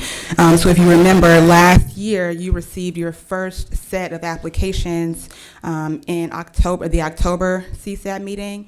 They came before you for clarification. Well, unfortunately, because the deadline was pushed back a week, October is pretty much a wash in terms of getting applicants in. So we'll work as soon as we can to get the completeness checks done, to give them 5 days to review, to turn in any missing information, and then to give our external evaluators time to review the application and hopefully get them to you earlier than a week before the November meeting, sorry. How are external evaluators chosen, or what's the process of becoming an external evaluator? Sure. So this year I used the list of evaluators that Dr. Townsend Smith used previously. She has generally recommended charter school operators, individuals with other charter school experience, principals, finance leaders, and next, individuals, again, with general charter school expertise and experience. They are asked to submit a letter of interest and their resume. And if we find that their qualifications will, lend themselves to our application process, then we ask them to come on as an external evaluator. Yes. How many external evaluators have been chosen, and how many do we plan to have working with this application group? So last year there were 12, I believe. This year we've been able to recruit, I think, 9. So we are hoping to recruit additional external evaluators, but right now we are at 9. And how many potential applicants have started the application online? Did you go through that already? Yes. Oh, sorry. Okay, 45. So as of, I think this was the end of August, there were 45 potential applicants that were started in the system. As of this morning, there are 49 applications in the system. I had a conversation last week with an applicant group that intends to submit 6 applications that are not included in that number. So right now we have approximately 55 applications that are being worked on. Of note is that we have Acceleration? correct 18 acceleration applicants, and that does not include 5 acceleration applications that we anticipate coming in that have not yet been put into the system. So we anticipate somewhere between 20 and 25 acceleration applications if indeed all of those are submitted. I'll remind you that we do give acceleration applicants a priority review, but there is no deadline in statute that mandates they have to have, for example, 120 days to get that deadline, to get the decision. But because we have cut the November meeting from 2 days to 1, that will likely push clarification interviews for acceleration applicants into December and possibly January. So I will definitely keep you all posted on what is actually submitted at the end of this month on the 28th when the application portal closes, but that is what we are looking at as of right now. Excuse me, is it safe to assume that these outside evaluators are coming from successful charter schools? Yes. Yes, they are. The ones that I can think Most of them of. coming from North Carolina. Some of our, excuse me, Dr. Allen, the majority of our external evaluators are North Carolina charter school leaders of very successful schools. And we'll take more recommendations from, if you know some of you would like to recommend it. Absolutely. Just not that person from New Jersey that said they were all horrible. I don't know who that was. That was about 3 years ago. It was everyone, it was like an F for everyone. It was like, this was the worst application I've ever read. And I guess point being, though, we can assume that these outside evaluators have a success pedigree that gives us confidence in what they're advising on these applications. Is that true? Yes. You don't listen to anybody anyways, Alan. That's what you're worried about. There are some requirements for acceleration, not the least of which is you have to have a facility. I find it really hard to believe that there are 25 applicants out here who already have locked down a facility. Likewise. Is there going to be some screening? Because that's a lot to ask us to do really fast, but it's also a way to get your answer early by saying you want to accelerate, knowing you don't qualify, but you get put in at the top. Is there going to be some way to say where you look at it and say you don't meet the criteria for acceleration, your application can be considered, but it won't be considered ahead of everybody else? How do we know for certain Yes. that they've got that locked down, that facility issue? Because I think last time several of them didn't meet when they got here, they didn't meet the criteria. Right, but we had to push through. But we were rushing to get to them, and with there being that many, I just find when I look at the number of schools that can't open and have to take a delay, but there are 25 out there that already have buildings. I don't think so. I would just say, since hopefully some of those people are listening right now, that if you say that you qualify for acceleration because you have a facility in place and you really don't, that says to me you don't have any business running a charter school. So tread carefully. Yes. And we're concerned at that large number, and we will do a good job vetting facilities, but a lot of those 18 that are on there right now are people that you recommended they come back the next year and ask for acceleration. So some of these are But we repeat. also said to them, make sure you have a facility. Correct. But, Okay. so some of those are repeat applications. Great. That was going to be my question as well. Any other questions? Thank you, Dr. Allen. Excellent. Thank you. All right. Renewals, Coop?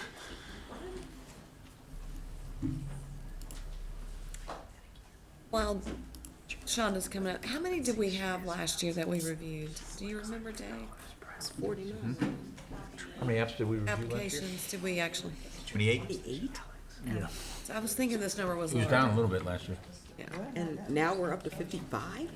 But we had probably that many in the system Before? before, yeah, it came in a lot less. We are aware of some groups that are planning to apply for multiple schools. Where the application will be identical except the place. Yeah. Do we need to reconsider whether November is a one-day meeting? Well, I think that's going to be at the end of the agenda to discuss that. Unfortunately, Tuesday is election day, but that's something this board needs to decide. All right. Good morning, distinguished members of the board. Thank you for allowing me some time this morning to update you on the renewal process and where we are in that. So if you look inside of your folder, you'll see that there are 2 documents in there. One would be the 2019 and 2020 school list. And it's just for your review so that you will know who's coming up before you in October for the official report, which is the 2019 group. They're listed here on the left.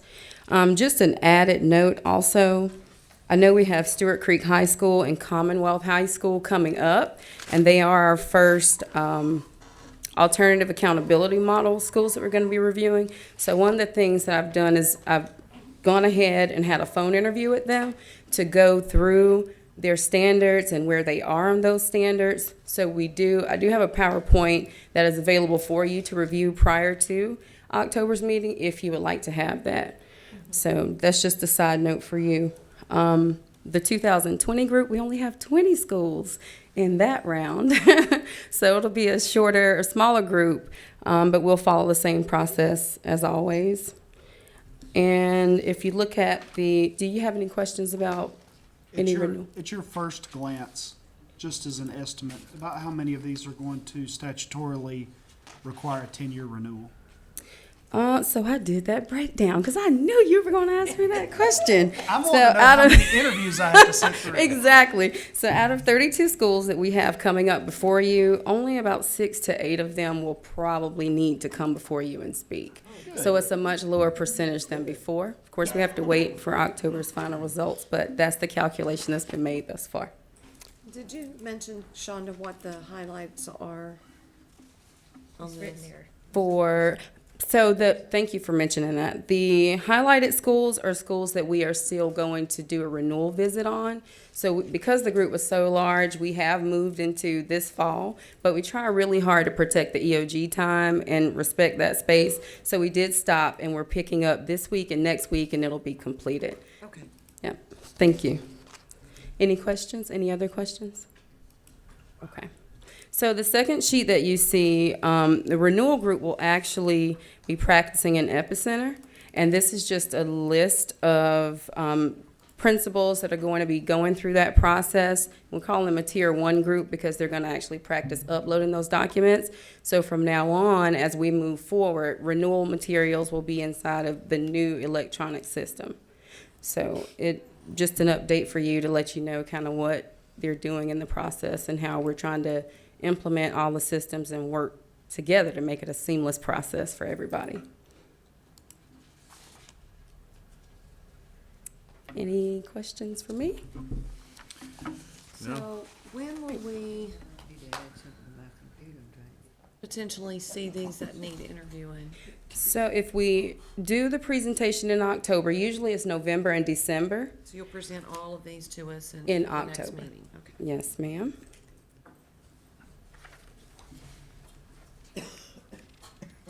And low-performing schools, when do we anticipate doing those meetings? You do it, Probably we did them last year. We did them in December. we probably have to split between October and maybe November, get as many in October as we can. Yeah, we kind of tried to weave it in with the application and renewal review last year. Yeah, we'll definitely have to start in October. Well, it's too early because October we'll know who's low performing. I mean, we can pretty well tell right now. How many of the renewal will fall into the low performing? It looks like 6 of those schools. Well, that's 6 to 8. And 2 of them continually look performing, if I'm not mistaken. Yes, ma'am. So they're all in that list of 72 schools, and we combine them. So I guess that might be a way to look at how to split the groups for interviews. I'm not sure. But yeah. Yeah, so maybe we want to wait to bring in the ones that aren't up for renewal, because we'll take care of the first batch in the renewal. Right. Scary thing to be on your renewal cycle and be continually low performing. Not good. That is correct. Not good. Yes. And just another note, a side note, Communication is ongoing throughout the process with schools that are in those situations, just to lend any kind of support that, we can offer throughout this 2-year cycle, because we do spend quite a bit of time together. So, if there's any information, just contact me. Feel free to discuss. Question. Yes, sir. Have the schools that are continually low performing been made aware that one of the options in order for them to continue is that they're required to have a school improvement plan delivered to the Charter School Advisory Board? Is that something we give them a heads up on now, so it's not during the interview that they find out they have to do that? Well, it's interesting enough. One of the things that's coming out of building relationships within the system or the network, they're contacting me instead of me having to contact them a lot of times after the initial contact. And schools are aware that they have to come before you well prepared with not only where they are and owning where they are, but how they're moving forward. That is a large part of our conversation. I have not formally said to them, please come up with a school improvement plan. If that's something that we would like to communicate, just let me know. I usually try to wait until the formal results come out in October before reaching out and saying that. However, now's probably the I would make time. them aware of the statutory language that Right. says that's one of the options to not close them is an approved school improvement Okay. plan. Yeah, if I was continually low performing coming in for my renewal interview, I would have the best looking plan You gotta do something. that there is, Right. because You I gotta bring think it. You gotta bring it. you've had your time. I mean, Yeah. They have to have one, if they're on the low performing list, they have to have one, They have to have one. anyway in. NC Star. In NC Star. Okay. Now, how effective it's been could be up for discussion, but they have to have one. probably not very if they're now continually low performing. So, Okay, Good job, Coop. thank you. I'm not in a bad mood, I'm just serious about performance. Particularly continually low. Performance frameworks, that's going to, what's about that? Time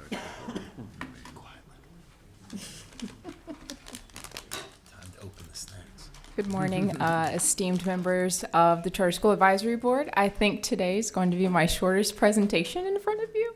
I'm just going to give you some updates with regards to where we're going with performance framework, and frame for you some of the conversations that I've had with my colleagues that are on the performance framework team with me, some things that we're thinking about changing for the next collection, and give you some context of what it will look like with Epicenter.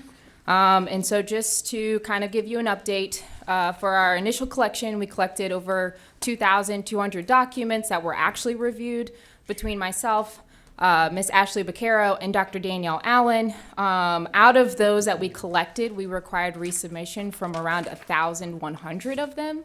And out of that 1,000 documents that we required a resubmission from, we have kind of gotten that down to 600 that still need just a second look at them. And so that's just an update from a tracker that we have. That does not mean that we still have 600 outstanding that are not compliant. They probably are compliant. We're just working through that list through the rest of this month. So that's kind of to frame where we are with the 2018 process. But moving forward, so Epicenter actually is going to allow us to do a lot more than we have done in the past, and it's going to allow us to decrease the number of documents that we're actually collecting from schools. And so a couple of things that we're going to be updating for the 2019 collection include the language around the criteria. And so Epicenter has a lot of great options inside of it where you can tell schools like what it is that you're collecting, give them explicit instructions, as well as attached documents for schools to look at as a resource document or to download, fill out, and load back into the system, which we did not have prior to that. And after reviewing some of the things that we've collected, our team went through line for line and looked at some of the common language that we're using, and we're noticing that there are some things that need to be updated and tweaked so it's very clear on what the expectations are of what we're collecting.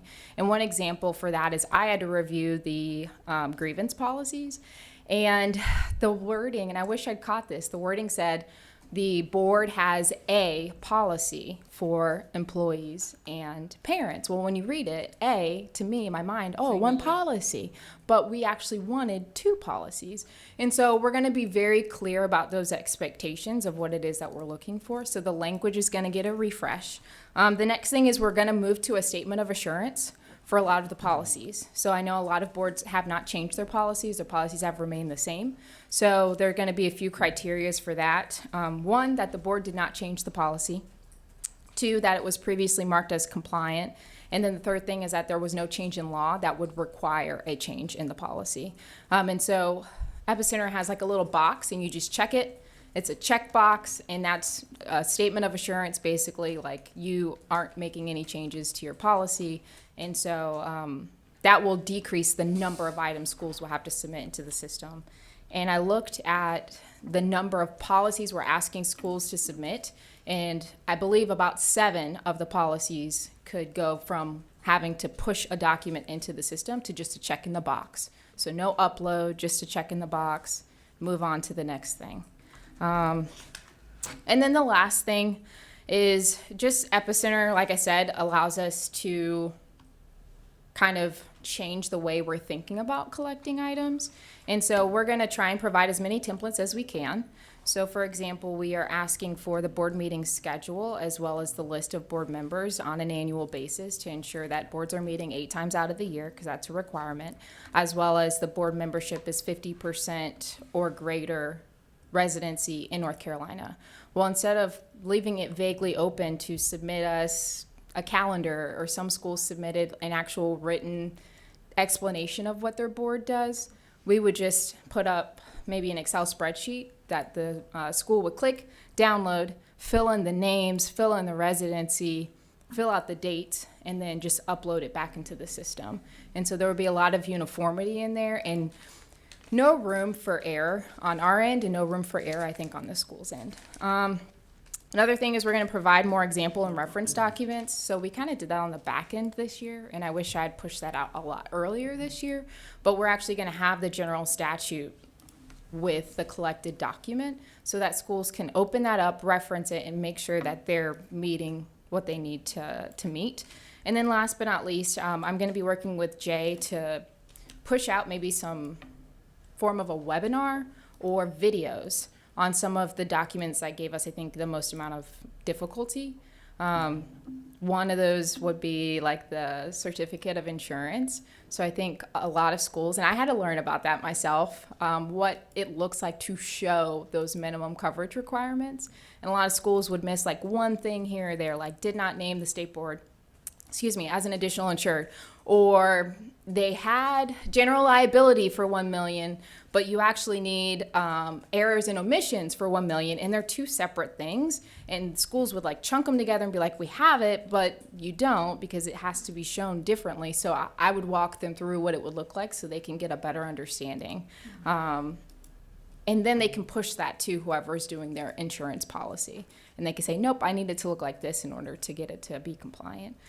So those are just some of the changes we have in store. The goal really is to decrease the number of collections, especially over time, because we know a lot of schools are doing the same thing over and over and over again. And so we really want to take that burden off of schools as much as we possibly can and see what options do we have for collecting information or putting things in that we can access rather than pushing that to the schools. One more example, and then I'll open up for questions, is I had an extensive conversation with Danielle about school report card, the letter grade, and items like that.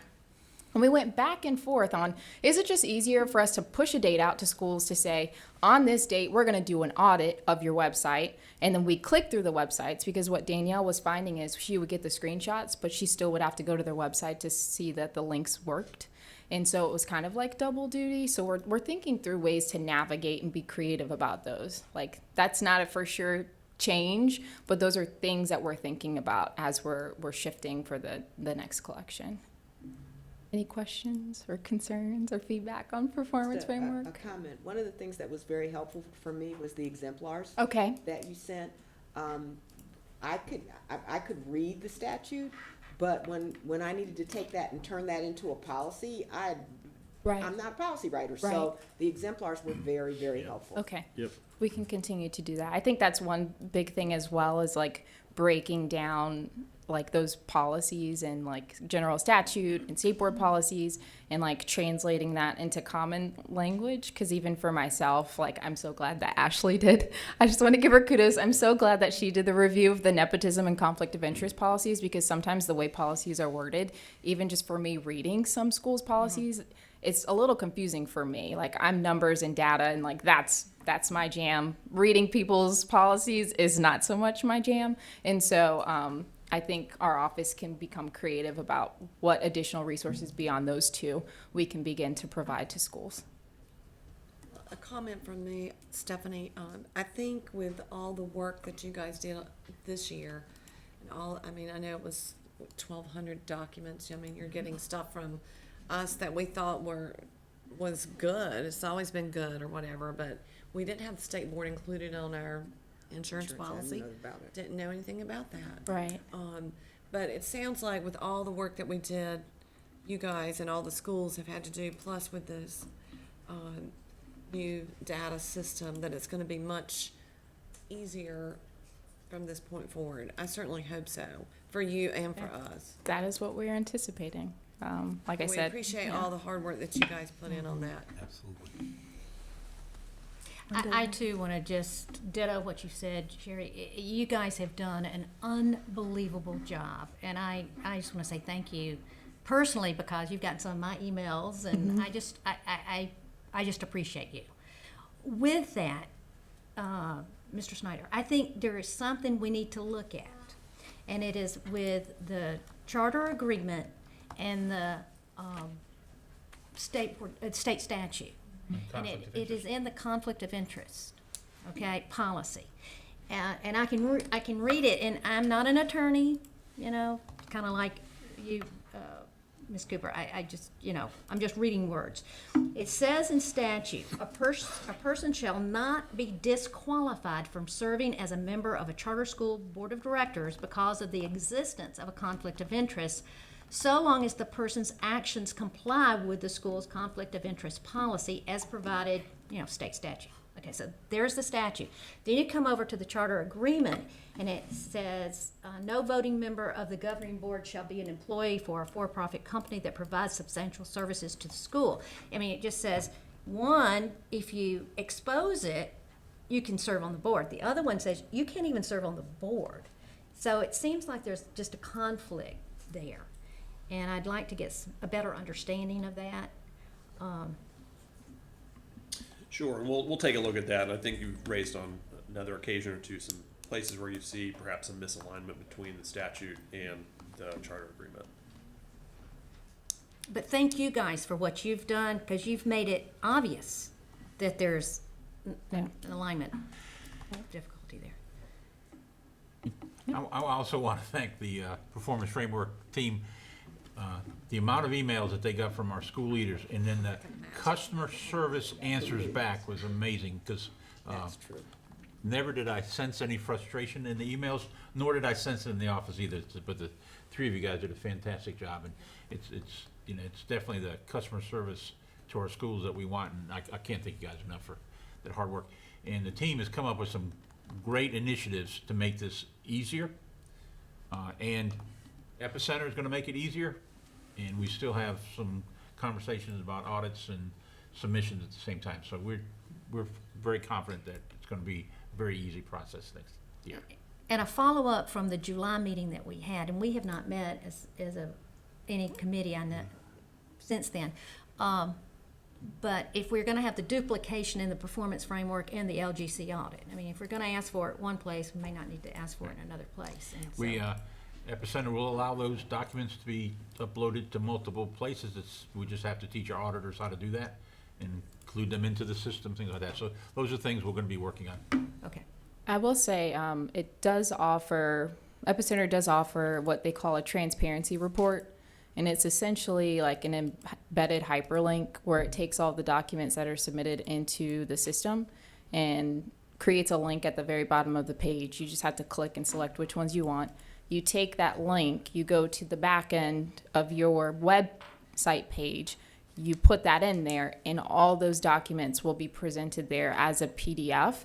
And so that could, I think, be where like maybe we're actually the initial collectors. And then when you guys go to do your audit, you're like, go look on our website. On this page, it has all of these items, at least that are collected through Performance Framework. Anything additional, we will be happy to provide you, and they will live there.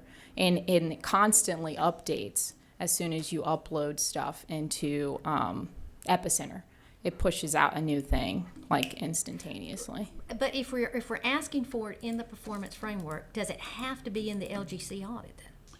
And that's a good point too.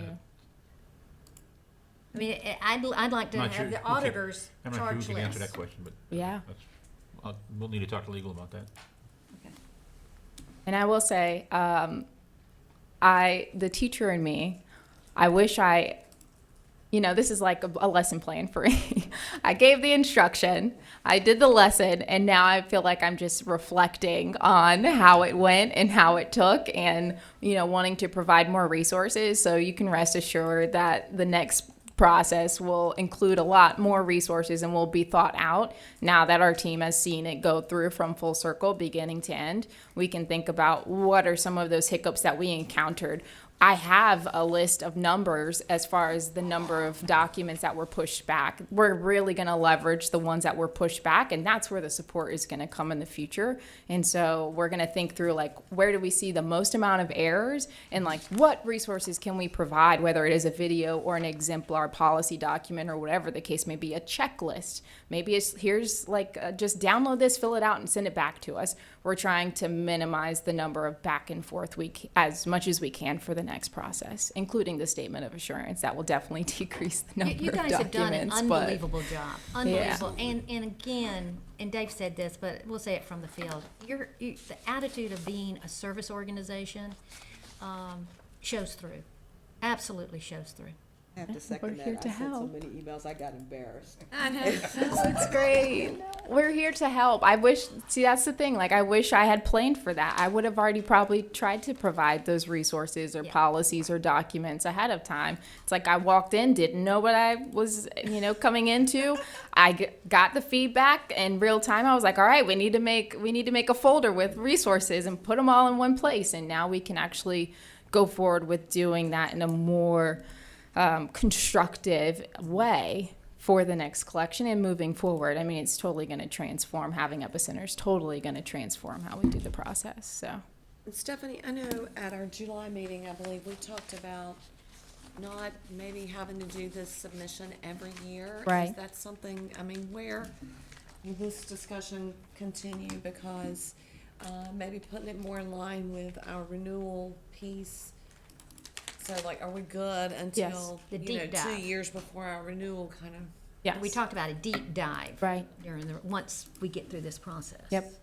So I think the items that kind of annually have to occur, every school should have to do annually, like fire inspection.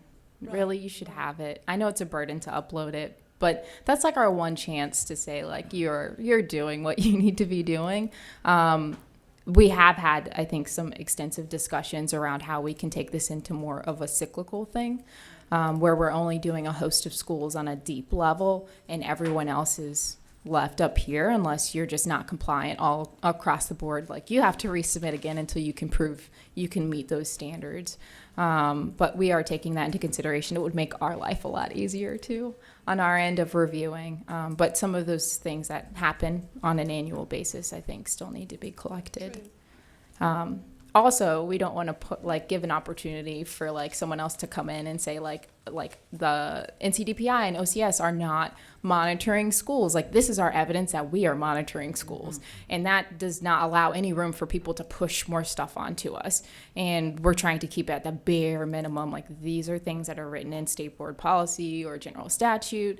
Whereas if we kind of leave it open, we sometimes monitor our schools, people might try and push something more onto us that we don't want.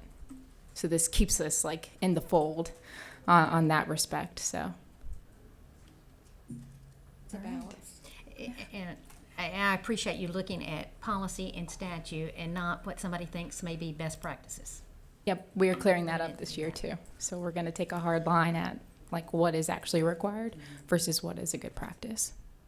You thought this was going to be a short presentation, didn't you? I did. Felt like it was. All right, thanks. Thank you. And I thought when they set up the charter school, they were supposed to be more simple and easy to do than a regular school. I think this was harder. Hi, Chair Quigley, Vice Chair Walker, members of the board. I have some amendments to present today. So before I get into, there's several amendments that you guys need to discuss and take a vote on. As you know, state board policy allows some amendments to be processed in our office and then others to go to you for a recommendation and then on to state board. I wanted to give you an update on some of the amendments that I've processed in the office, just so you know what's been going on. Apprentice, and I'm going to go back to July because I know we haven't met for a while. Apprentice Academy, they had a 1-year delay approved. I think most of you probably are aware of that. Piedmont Community Charter, Thomas Jefferson Classical Academy, and the Learning Center Charter School, they all had bylaw amendments approved. So just some kind of standard revisions to their bylaws.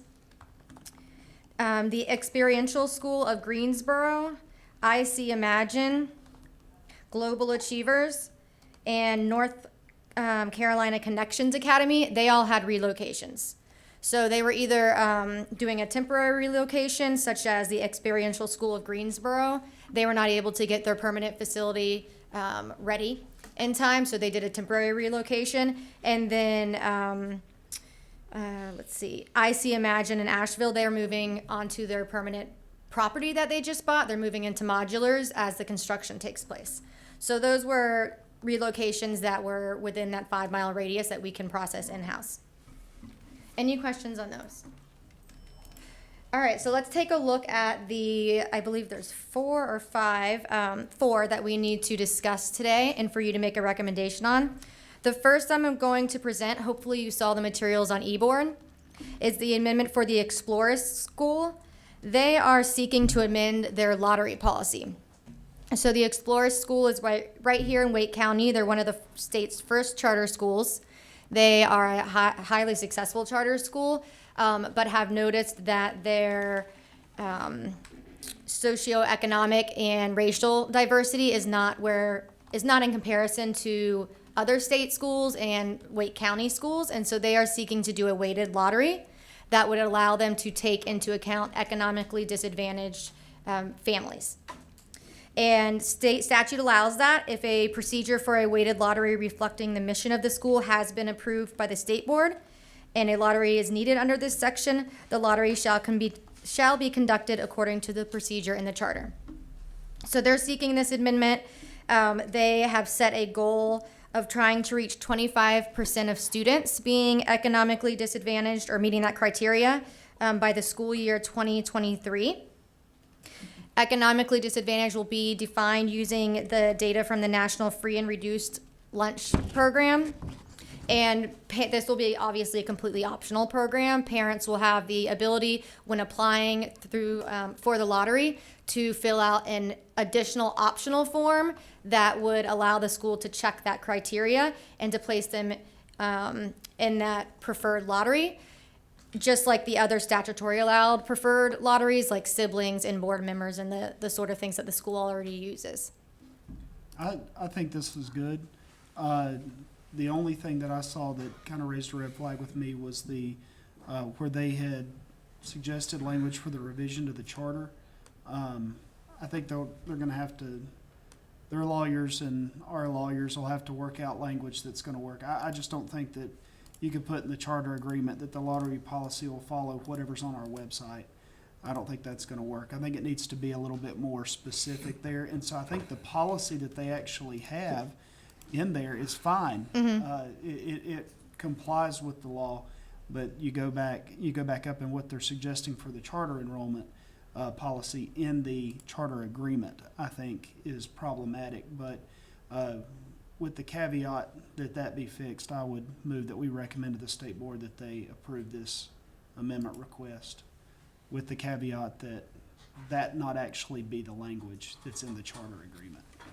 Okay, I think, That it just be, that the language reflect the policy that their board has actually passed as a proposal. okay, and you saw the policy that was, so the policy that's in there is okay, It's but when fine. they mention it in the charter agreement, it needs to be reflecting that policy. Right. Okay. Right. So that we have something to hold them to besides, then later when we say you didn't do that, we say, well, look on our website, but it's something totally different. You Okay. know, I mean, it just needs to be, sorry, that's the lawyer in me coming out. And that can be easily Yeah. fixed. But other than that, I think it's a good idea. And I'll second the motion. Mr. Chair, if I could ask, maybe legal counsel, doesn't this whole idea of weighted lottery, I know that it's written into statute now, but doesn't it amount to preferential treatment? I would say a weighted lottery does provide a preference either for board members or siblings, or in this case, for kids with lower SES. This will be our 5th school if it's approved to have a weighted lottery in North Carolina, just the 5th. All right. Well, and as you say, we do have preferential treatment in other areas, so it's not unprecedented.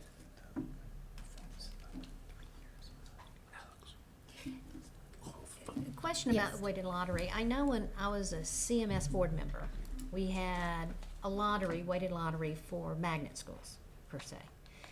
But if those numbers were not met, the seats remained vacant. They just didn't fill the seats. Oh, yeah. Vacant? Wow. In magnet schools. Well, that's what led to the lawsuit in Charlotte-Mecklenburg in the 90s. Are seats held vacant if they cannot get filled? No. No.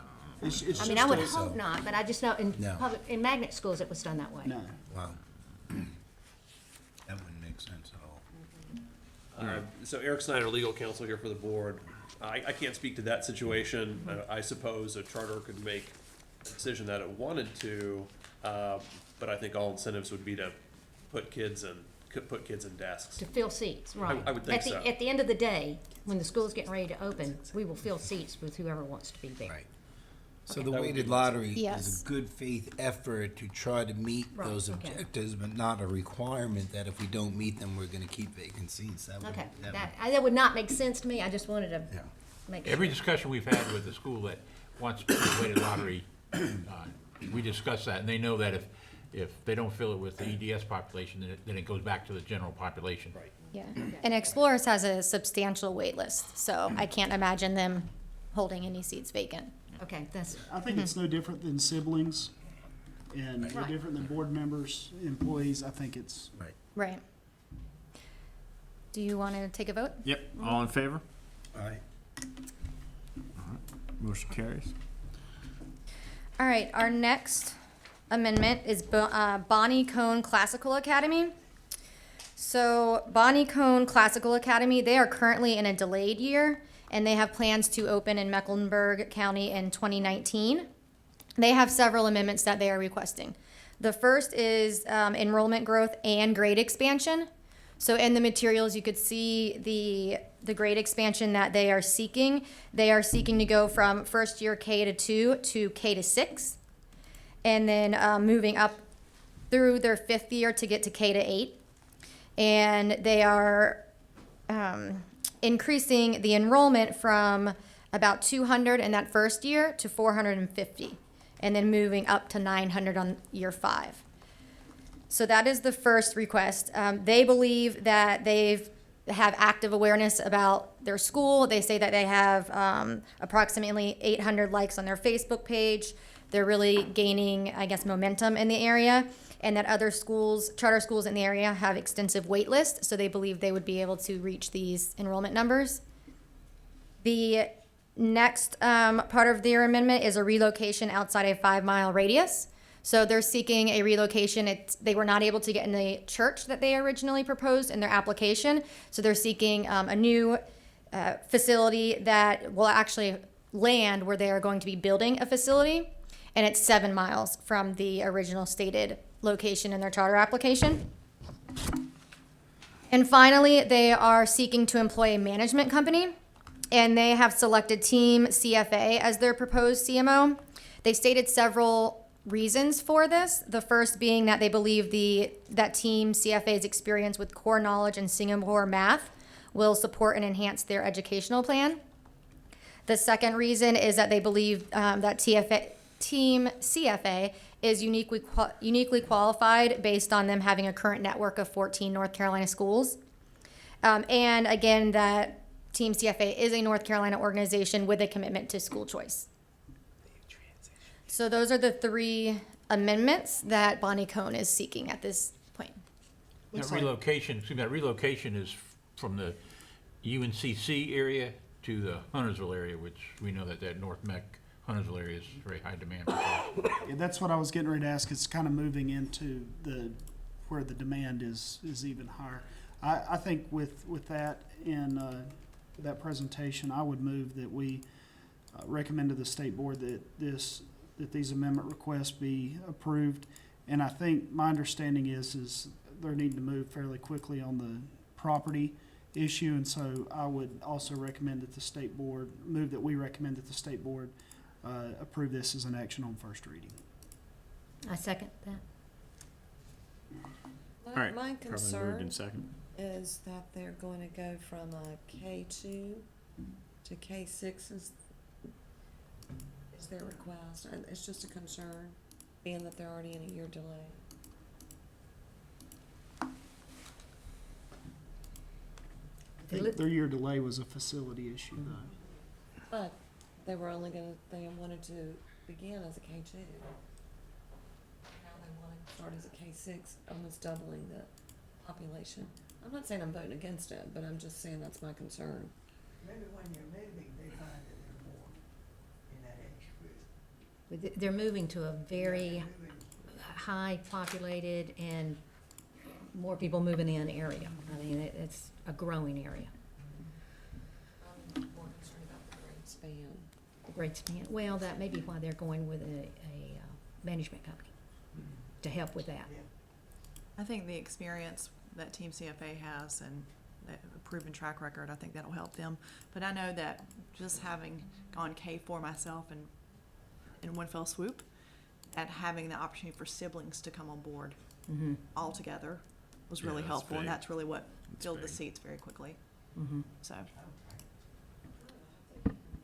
I think that I would feel more concerned based on this group's application and, well, their board. I've never been super strong on this board, but I feel relieved actually that they're going with CFA. I think that'll bring some expertise to their board, and just having a management company, I think, in this. Well, maybe they've realized that they do need the extra help. Yeah, They can't do this. I'm pleased to hear this, so I'll be supporting it. So I think we have a motion and a second. Do we want to take a vote? Yep, it's been properly moved and seconded. Any more discussion? Just to note that I'm abstaining from the vote. Joe Maloney's abstaining. All in favor? Motion carries. Obviously, we'll make the request for action on first read. Whether or not that'll be approved, we'll see. I'll make the request. Got a tough gatekeeper now. Yeah. Yeah. She's by All the right. book. She's by the book. You know that. Okay, great. We have 2 more amendments. These are both mission statement amendments. So the first one is Pine Lake Preparatory. They are a charter school located in Mooresville that opened in 2006. And they went through a process of reflection and engagement with all of the different stakeholders involved in the school and developed a new strategic plan. And so the mission amendment kind of grew out of that. So their original mission statement is Pine Lake Preparatory prepares individuals in a nurturing environment for leadership and academic success within the kaleidoscope of an engaging community. They are proposing to revise it to something a little bit simpler, preparing students for college and a purposeful life. Instead of I would just go ahead and vote for it because they took kaleidoscope out. Right. Because one, I can't even spell that word. So it's tough to make kids have to spell it. Why is this the new statement not a statement? It's a clause. I think it just is Same when with Healthy Start. When they got down to their strategic plan and what they really wanted to focus on, I think it was kind of like this, laser focus. We're just focusing on, this is our main focus, preparing kids for college and a purposeful life. And they wanted to kind of encompass it together. They also have, in their original amendment or original application, they had 4 core principles: prepare, nurture, lead, and engage. They are also seeking to amend those, and now they've come up with 5 core values through this process of engaging with stakeholders, and those are perseverance, respect, integrity, driven to excellence, and empathy. So their strategic plan kind of incorporates this idea of leading kids and with those values to a purposeful life and being successful in college. Any questions? Well, in a way, we should all be as reflective on occasion. Yes, at least I understand what the mission is now. Yeah. Well, I make a motion that we, approve their request for amendments to their mission statement and core values. Okay. I'm second that. It's an A+NG school, right? I believe so. A B school now. Ah. We had no A+NGs. Oh, that's right, because we took that off. But one of our strongest schools in the state, absolutely. Great school. All right. Second, did we, I didn't get here a second. We got a Phil, second. All right, all in favor? Motion carries. I hadn't seconded anything for a while. Okay, all right, sorry. This next one. You make the motion on Yeah. the next one. All right, now healthy start. I'm going Yes. to take over as chair since the chair has recused Yes. himself from this one. So this is another request to amend the mission statement, and this is part of a comprehensive school turnaround plan. So the school stated that this turnaround touches all aspects of our school design. We know that the mission of a charter school drives and determines the school's purpose and direction. We felt it necessary to have a clear mission that would anchor all of our efforts and drive our direction in the years to come. So the original mission statement and the original application, we welcome all students who seek to experience a strong, diverse education in a safe and structured environment. The proposed revised mission statement is to prepare our scholars with the academic skills and character traits necessary to succeed in college, track, public, and private high schools. Any questions? Sounds like to me it now is actually a mission statement. Yes. No offense. My only question would be, do you never intend to go past 8th grade? Don't let him answer any questions. It's gonna, we have been down that road. Okay? They can cross that So- bridge when they get to it, I guess. There you Hands go. again. All right, I'll do make we the have a motion? Make the motion to approve. Want a second on that? Mission statement. Yeah, well, let's see, let's get a motion first. I've got the John motion. made the Motion by Mr. Mamoni that we approve, Dallas hit it. second by Ms. Gibbs. Any discussion? Let me ask, does the lead administrator approve of this mission change? We're not Anybody allowed to know? ask Yes. the lead administrator any questions. All right. An amendment request requires the lead administrator and board chair. He was part of, his signature's on the document. Any further discussion or debate? All in favor, say aye. Aye. Opposed, no. The ayes have it. Thank you very much. Right, I that's it just for wish it had amendments. something about the video in the mission statement too.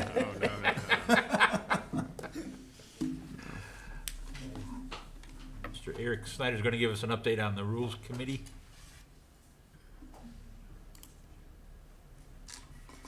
Good early afternoon, board members. Eric Snyder here, counsel for the State Board. Wanted to provide you with a quick overview of formal rulemaking and some of the changes that are going to be afoot here at the agency for the State Board and for this advisory board as well.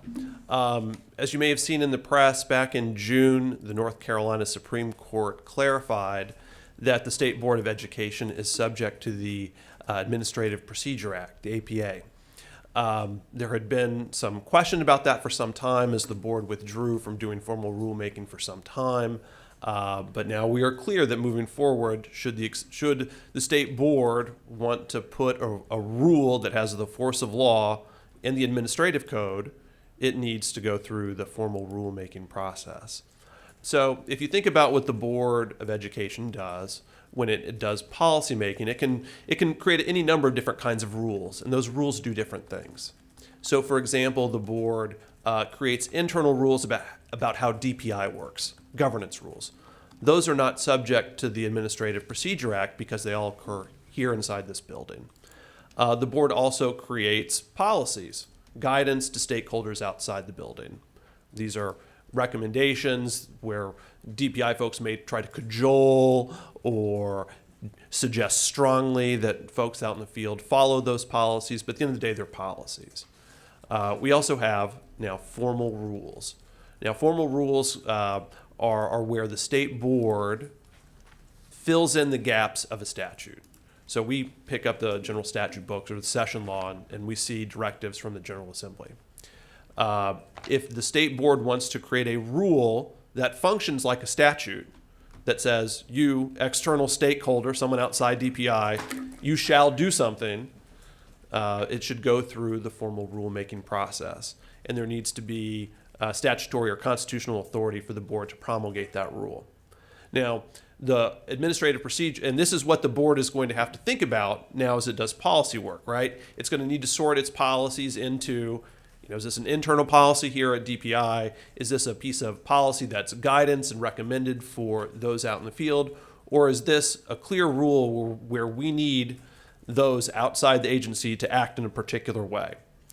So here in the CSAB, as you advance policies and think about different kinds of rules for the field, one of the things that you're going to be doing and we're going to ask you to do is think about whether you need that rule in the administrative code to achieve the outcome that you want. And it's a big process. I'll be very, very straightforward and candid about that. And as we've worked with this Supreme Court decision since June, state board staff and DPI staffers have met with staff for the Rules Review Commission to learn more about this process and working with them to make sure that the administrative steps to give the public notice and opportunity to comment on rules that would be law are something that gets done. So this group will be thinking in the future about, do we really need to put something in the administrative code and provide that certainty for the field about what we want? As part of that process, I think the state board and this board and others who do policymaking work will need to work with legal counsel to decide those kinds of rules where we really do need a strong backstop, for example, where we do have some teeth to the rules that we need to enforce. Real reasons why we, for example, and licensure is a question, right? Where we have lots of rules. Clear rules on whether or not we advance a license to someone or take it away from them. So, for example, just thinking about teachers with licenses, if they commit certain crimes, we have in the administrative code rules that will take away their licenses. So that's a kind of place and a kind of rule where we really do need clear expectations in the book. So all this to say, the agency is engaging in the formal rulemaking process now and learning this new sort of analytical framework for thinking about our policy priorities for the board. And as this board gets up to speed and making recommendations to the state board, the legal office staff and the state board staff is happy to work with you. And we're grooming folks throughout the agency, policy owners, to think about the same kind of analysis, right? Do we need something that's just a policy, that's a recommendation, or something that ought to go through really go through the ringer and become something that's in the administrative code? So that's sort of forward-looking. In the meantime, we also have all the existing policies that are on the books right now. This past summer, during the session, a session law was passed that gave all of the state board's existing policies the status of interim rules, as though they have the force of law, just like rules in the administrative code. Now, that carriage turns into a pumpkin on May 30th of this year, and there are a number of steps that have to happen for those interim rules to still have the force of the rules in the administrative code. So the board staff and policy owners throughout DPI are going to be beginning in earnest a review of existing policies that have already gone through the channels and been blessed by the board to determine which rules ought to be advanced to the Rules Review Commission to make their way into the administrative code. I think the CSAB will have some input on that as we roll out that process soon. We don't have a set rules review coordinator here at the agency yet, and are looking to find those resources to put that person in place and bring that expertise to marshal us through what's going to be a gargantuan process, and a process that's going to require folks across the board, including this board, to think strategically about those items that are most important to move through quickly. And again, I think thinking with legal on items for the charter schools is going to be an important piece as you all figure out what's the best messages for those out in the field and those diehard things that you need in the law.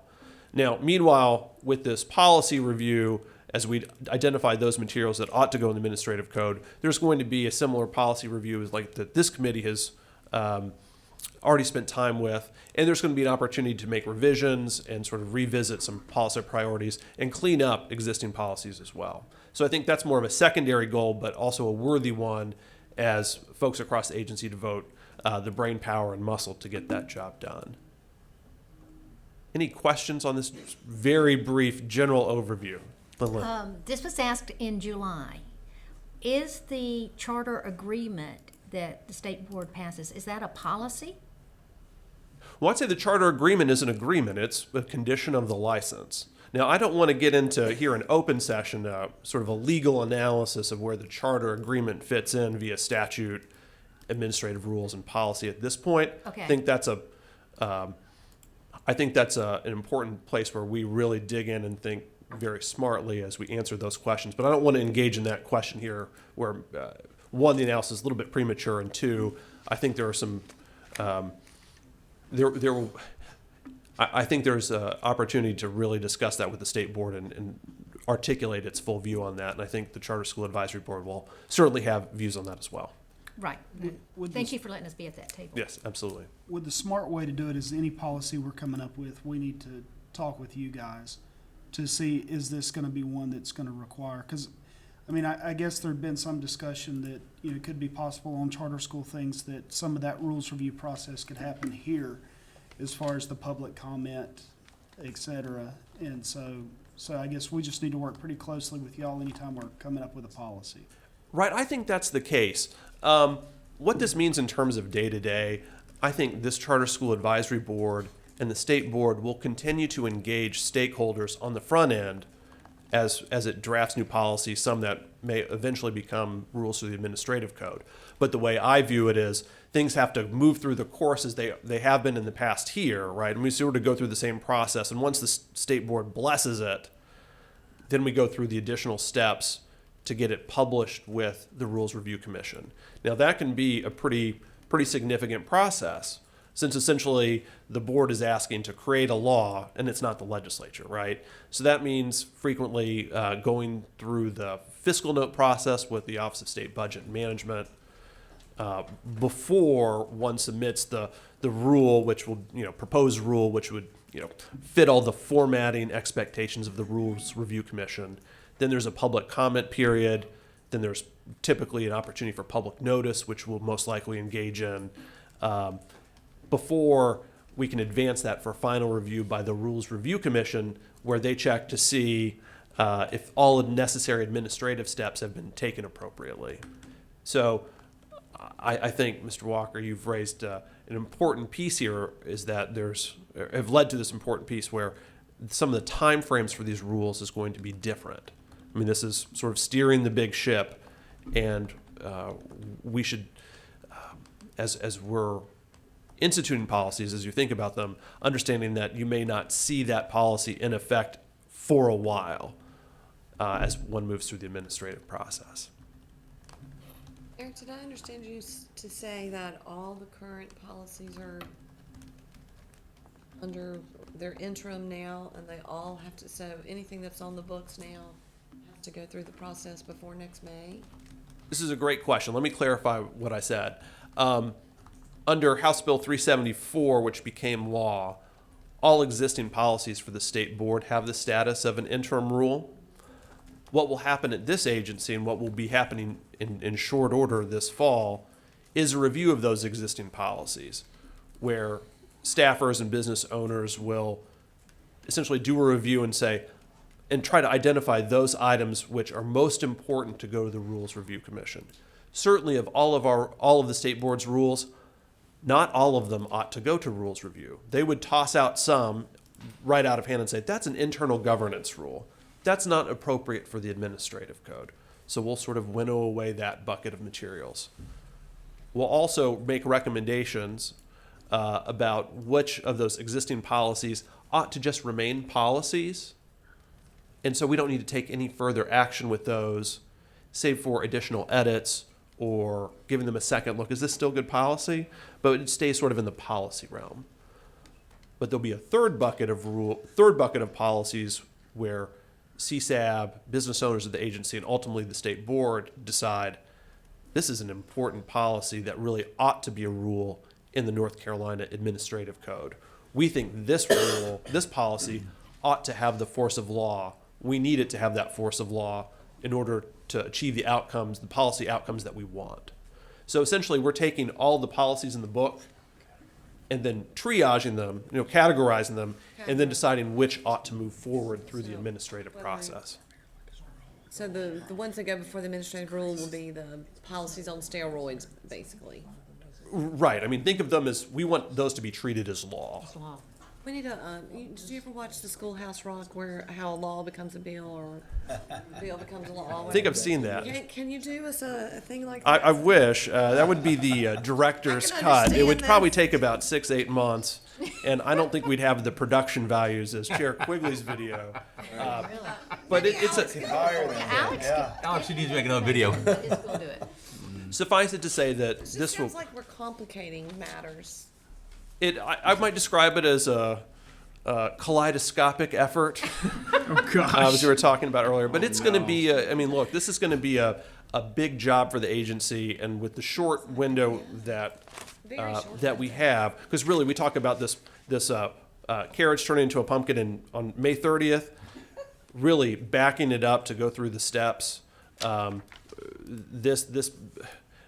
publishing steps and perhaps fiscal notes, to the extent there may be a desire to edit some of the policies in substantive ways, it really shrinks the calendar. I mean, this is going to get off the ground soon. In fact, there's a meeting on board staff this afternoon to talk about a rollout with a Rules Review Council here at the agency. I will catch Mr. Walker and Mr. Quigley afterwards to talk with them informally about CSAB's involvement with this. But I would say from the first step, we're talking about existing policies, right? The things that the board has on the books now have already moved through CSAB.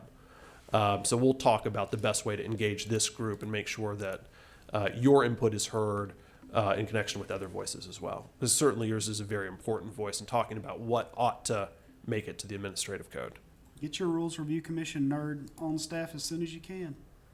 We need that. It just takes a nerd to understand. Oh, the APA, absolutely it does. I want to get that person on board yesterday.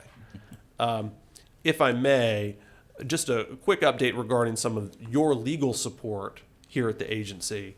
I'm saddened that my colleague Jason Weber is going into private practice here at the end of this month. So you will see another in-house counsel aboard, hopefully also very soon. We've posted that position, and I'm waiting to get resumes to review. So sad to see Jason leave. He's been a great servant to the board and the CSAB and others here at the agency. So we wish him well, and are going to wring every last minute out of him as we collect his expertise and he puts bows on his remaining projects.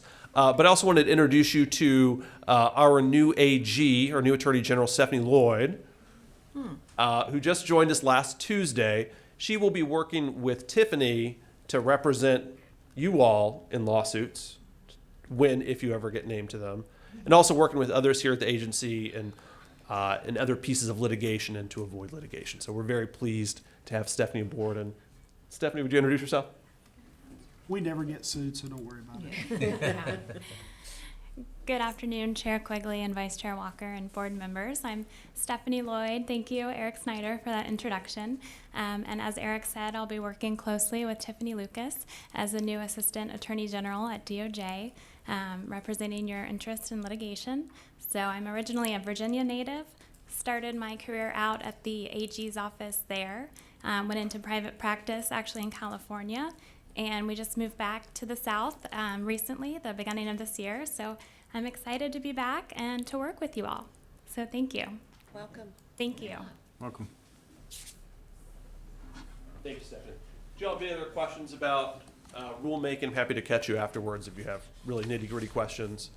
But otherwise, expect that you'll be hearing updates in the coming months. Thanks. Great. All right. Okay, well, do have a few updates from State Board meeting. Obviously, they approved the recommendation for Three Rivers Academy to relocate, and they approved the recommendation for Cardinal West to voluntarily relinquish their charter. And FYI, if you haven't heard it by now, Eric Davis was elected the new chair and Alan Duncan, new vice chair. Some of the things that the State Board has discussed was a revision to the renewal policy that you approved several months ago. Courtney Samuelson was introduced as a Charter School Teacher of the Year, and the State Board asked that Office of Charter School make a presentation on our operations and workflows in the office. They were concerned about the number of charter schools and the capacity of our office to be able to monitor as many schools as we have, so I thought that was a very good conversation. Some of the updates from our office. Attended the Charter School EC Leadership Institute. We had our regional huddle at Pine Lake Prep. I attended a teacher orientation at Shining Rock Classical Academy. I went to Phoenix Academy for a press conference on school safety. It's really interesting that they're installing a system that in their schools, if a gunshot goes off, they'll be able to tell exactly where in the building the shot went off, and it goes directly to 911. My points was pretty impressive. Dr. Allen attended new teacher orientation for NC Connections. I was really happy that they invited her to do that. I have met with the Huntersville mayor and the town council to answer questions on charter schools. Probably a very informative meeting. I did attend Thomas Jefferson Classical Academy's board meeting last week, and Ashley and Shonda visited Youngsville Charter last week. So we're trying to get out and visit our schools when we can and when there's situations. And I think Jay's going to come up and talk about some initiatives that our office is doing. And again, I just want to take the opportunity to thank our staff for the great job they're doing. They're very positive, very initiative. They're not waiting on me to ask them to do something or tell them to do it. And this is obviously as good a staff, I think, as Office of Charter Schools ever had. And I just want to publicly thank all of them for doing this fantastic. And I want to take a minute to thank our Office of Charter Schools Director, Mr. Machado. He promised a customer-friendly group of folks, and he has delivered. So thank you so much. Thank you. Okay, good afternoon, Chairman, members of the board. I will be very brief as to not stand between you and lunch, but I wanted to give you a quick update on three major initiatives that we're starting this fall and one that we've already started to roll out to better promote and support our schools. So the first is a social media initiative. So with the communications team here at DPI, we've officially created and launched our office Twitter account. As you know, most of the schools are using Twitter and social media, and we wanted to use it for two major purposes. One is to better promote our schools and share the good things that are going on. You know, if we had it in time for the musical stylings of Healthy Start, we can share those types of things. And then additionally to put out announcements and have a direct line of communication to our schools and the broader public about important events, important announcements, additional information from our office, and sort of weaving that into our weekly newsletter as another arm of our sort of communication to the public. So follow us at NC Charter Office. The other two initiatives are in the very early planning stages. One involves facilitating better collaboration and sharing of best practices between charters and districts. So working with teachers and leaders, and I know this has sort of come up today and it's been in conversations in the past, working with teachers and leaders to create a better space to have that collaboration and to share those innovations happening in charters and in districts. And then finally, increasing our support for low and continually low performing schools. So in addition to the low performing training camps that we already offer, creating a more comprehensive and year-long program for school leaders to better support, coach, give feedback. We've had a lot of conversations in the office, read a lot of research about the benefits of coaching and support for principals and school leaders. So trying to create a plan to better promote and support those leaders throughout the entire year outside of the 2 training camps that we currently offer. So again, in the very early stages of those, but happy to answer any questions you have and bringing that to your attention. So we welcome any input and feedback from you all in this process as well. I'm glad that you're gonna help some of these schools. We're going to try. Some of them need a lot of help, and I would rather y'all get out there and help them than we have to worry about closing them. Amen. All right. Great. Thank you. Thank you, Joe. All right. We're a little over time, but it's an early meeting today. Enjoy it. It's the last one. What's our Anything? Let's What's go the ahead one and look at November? the next. Chairman Quigley, I would Yeah. like to just bring up something. I Yeah. know it's a short meeting and everything, but Yeah. as a charter school, we try to be very efficient in the things that we do, especially when it comes to finances and that. And there is a new Lynx software that is out. I don't know how many charters are on that or if all of them are on it, but I'm finding it to be very cumbersome and very difficult to work with, and it's actually been steps backwards. And I don't know if there's anything that we can do about that, if there's other software options that are out there available for charters, but it's creating a lot of inefficiencies, at least within our school. Yeah. And I know I've talked to other charters. Does anybody There's else? You all are using it? It's not good.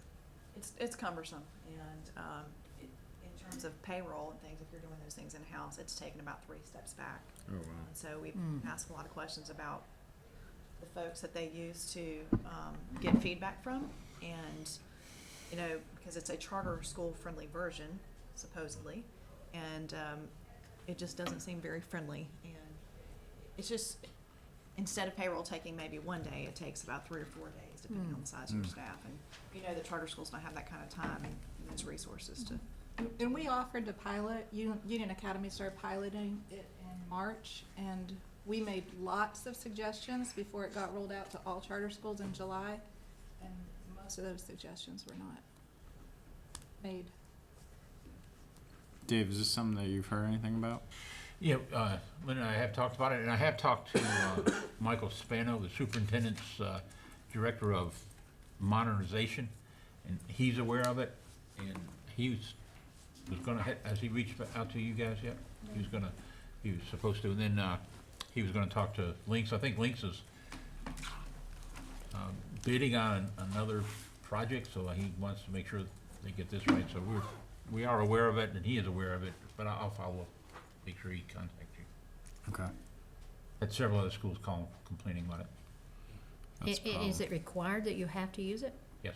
Yeah, you have to, because it's tied to I this. think it's the newest version, and then Lynx. There's several versions of it. The newest version, and then the pilot version that Lynn's talking about is just my opinion. I think it's too LEA oriented, and it's not charter school oriented enough. Okay. Thank you for bringing that up. Let's look at the October meeting dates. Was October the month that we had the issue with the, no. November. So we just have a 1-day meeting in October, just the 8th, right? Right. And then November is just 1 day on the 5th? It was gonna be the 6th and the 7th, is that what it was? The 5th and the 6th. 5th and 6th. But election But is that's, 6th. the Tuesday's election day. So we said 7th and 8th? I don't think we can get by with 1 day. Do we really think we can get by with 1 Gonna day be hard. in November? It No. really Last year should be we 2 did days it of this. like on a Thursday, Friday in November, didn't we? Shifted it because of election and Veterans Day. Couldn't we do Monday and a half day Tuesday and release after lunch so folks get home in time to vote? Would that solve the problem? At least we get at least a second full morning in. How about voting early? Yeah, vote early. Do that too. You can vote I mean, right now. is that the concern that, is it us that we're worried about, or are we worried about the people out there, or? There will be people coming I mean, you gotta figure out how to vote. That's about as We easy can't, as we you can can't, get. I kinda feel like we can't stop everything. You can start early voting when? Yeah, now. Now. Vote early. I mean, they Come on. have plenty of time. Yeah, no, voting early is. Vote early and often. Right, right. I mean, come on. So we're gonna just I keep think it we have 2 twice full as days? many. It's really, early is this an voting issue hours. for you? Is it an issue? Not an issue for me. no. Okay. Who- If who it's not is an it an issue for issue him. for? Is it an issue for Potentially you? for somebody coming in. All right, I just, let's just Stay with keep two it. two Let's days just in keep it. November. Yeah. Yeah. So keep what it. were our dates? And let's 5, try to, 6? we can try, when we build the agenda, we'll try to get out of here by like 1 o'clock. Right. So that Try may to get here mean, a what we little may early. do is start early on Second on the day. second day. We'll maybe an 8 o'clock start on the second day, so we Oh. can really. No, Yes. Phil's. All right, 9 I was o'clock. thinking 7:30. 4:30 now, what time? Oh gosh. Compromise. You drive that day. Yeah, you it gotta doesn't drive. take you quite as long. She'll have to double blindfold me. We gotta be here by 8. Okay. Just stay in town. We'll We'll work be on in that. touch about the timing. We'll be in touch about the timing. But right now, our next meeting is we're just looking at one day, the 8th. But it'll likely be a full day. So October I'll make 8th, it whatever time. We know you will, Phyllis. and then November Somebody 5th. gets me some Xanax, I'll be here. Yep. I move we adjourn. Any- Second. Properly moved We got lunch second. for everybody. All in favor? Right. All right. Meeting Aye. adjourned. And we have lunch, even better. Sure, when I saw the shortened agenda. Okay, so tell me.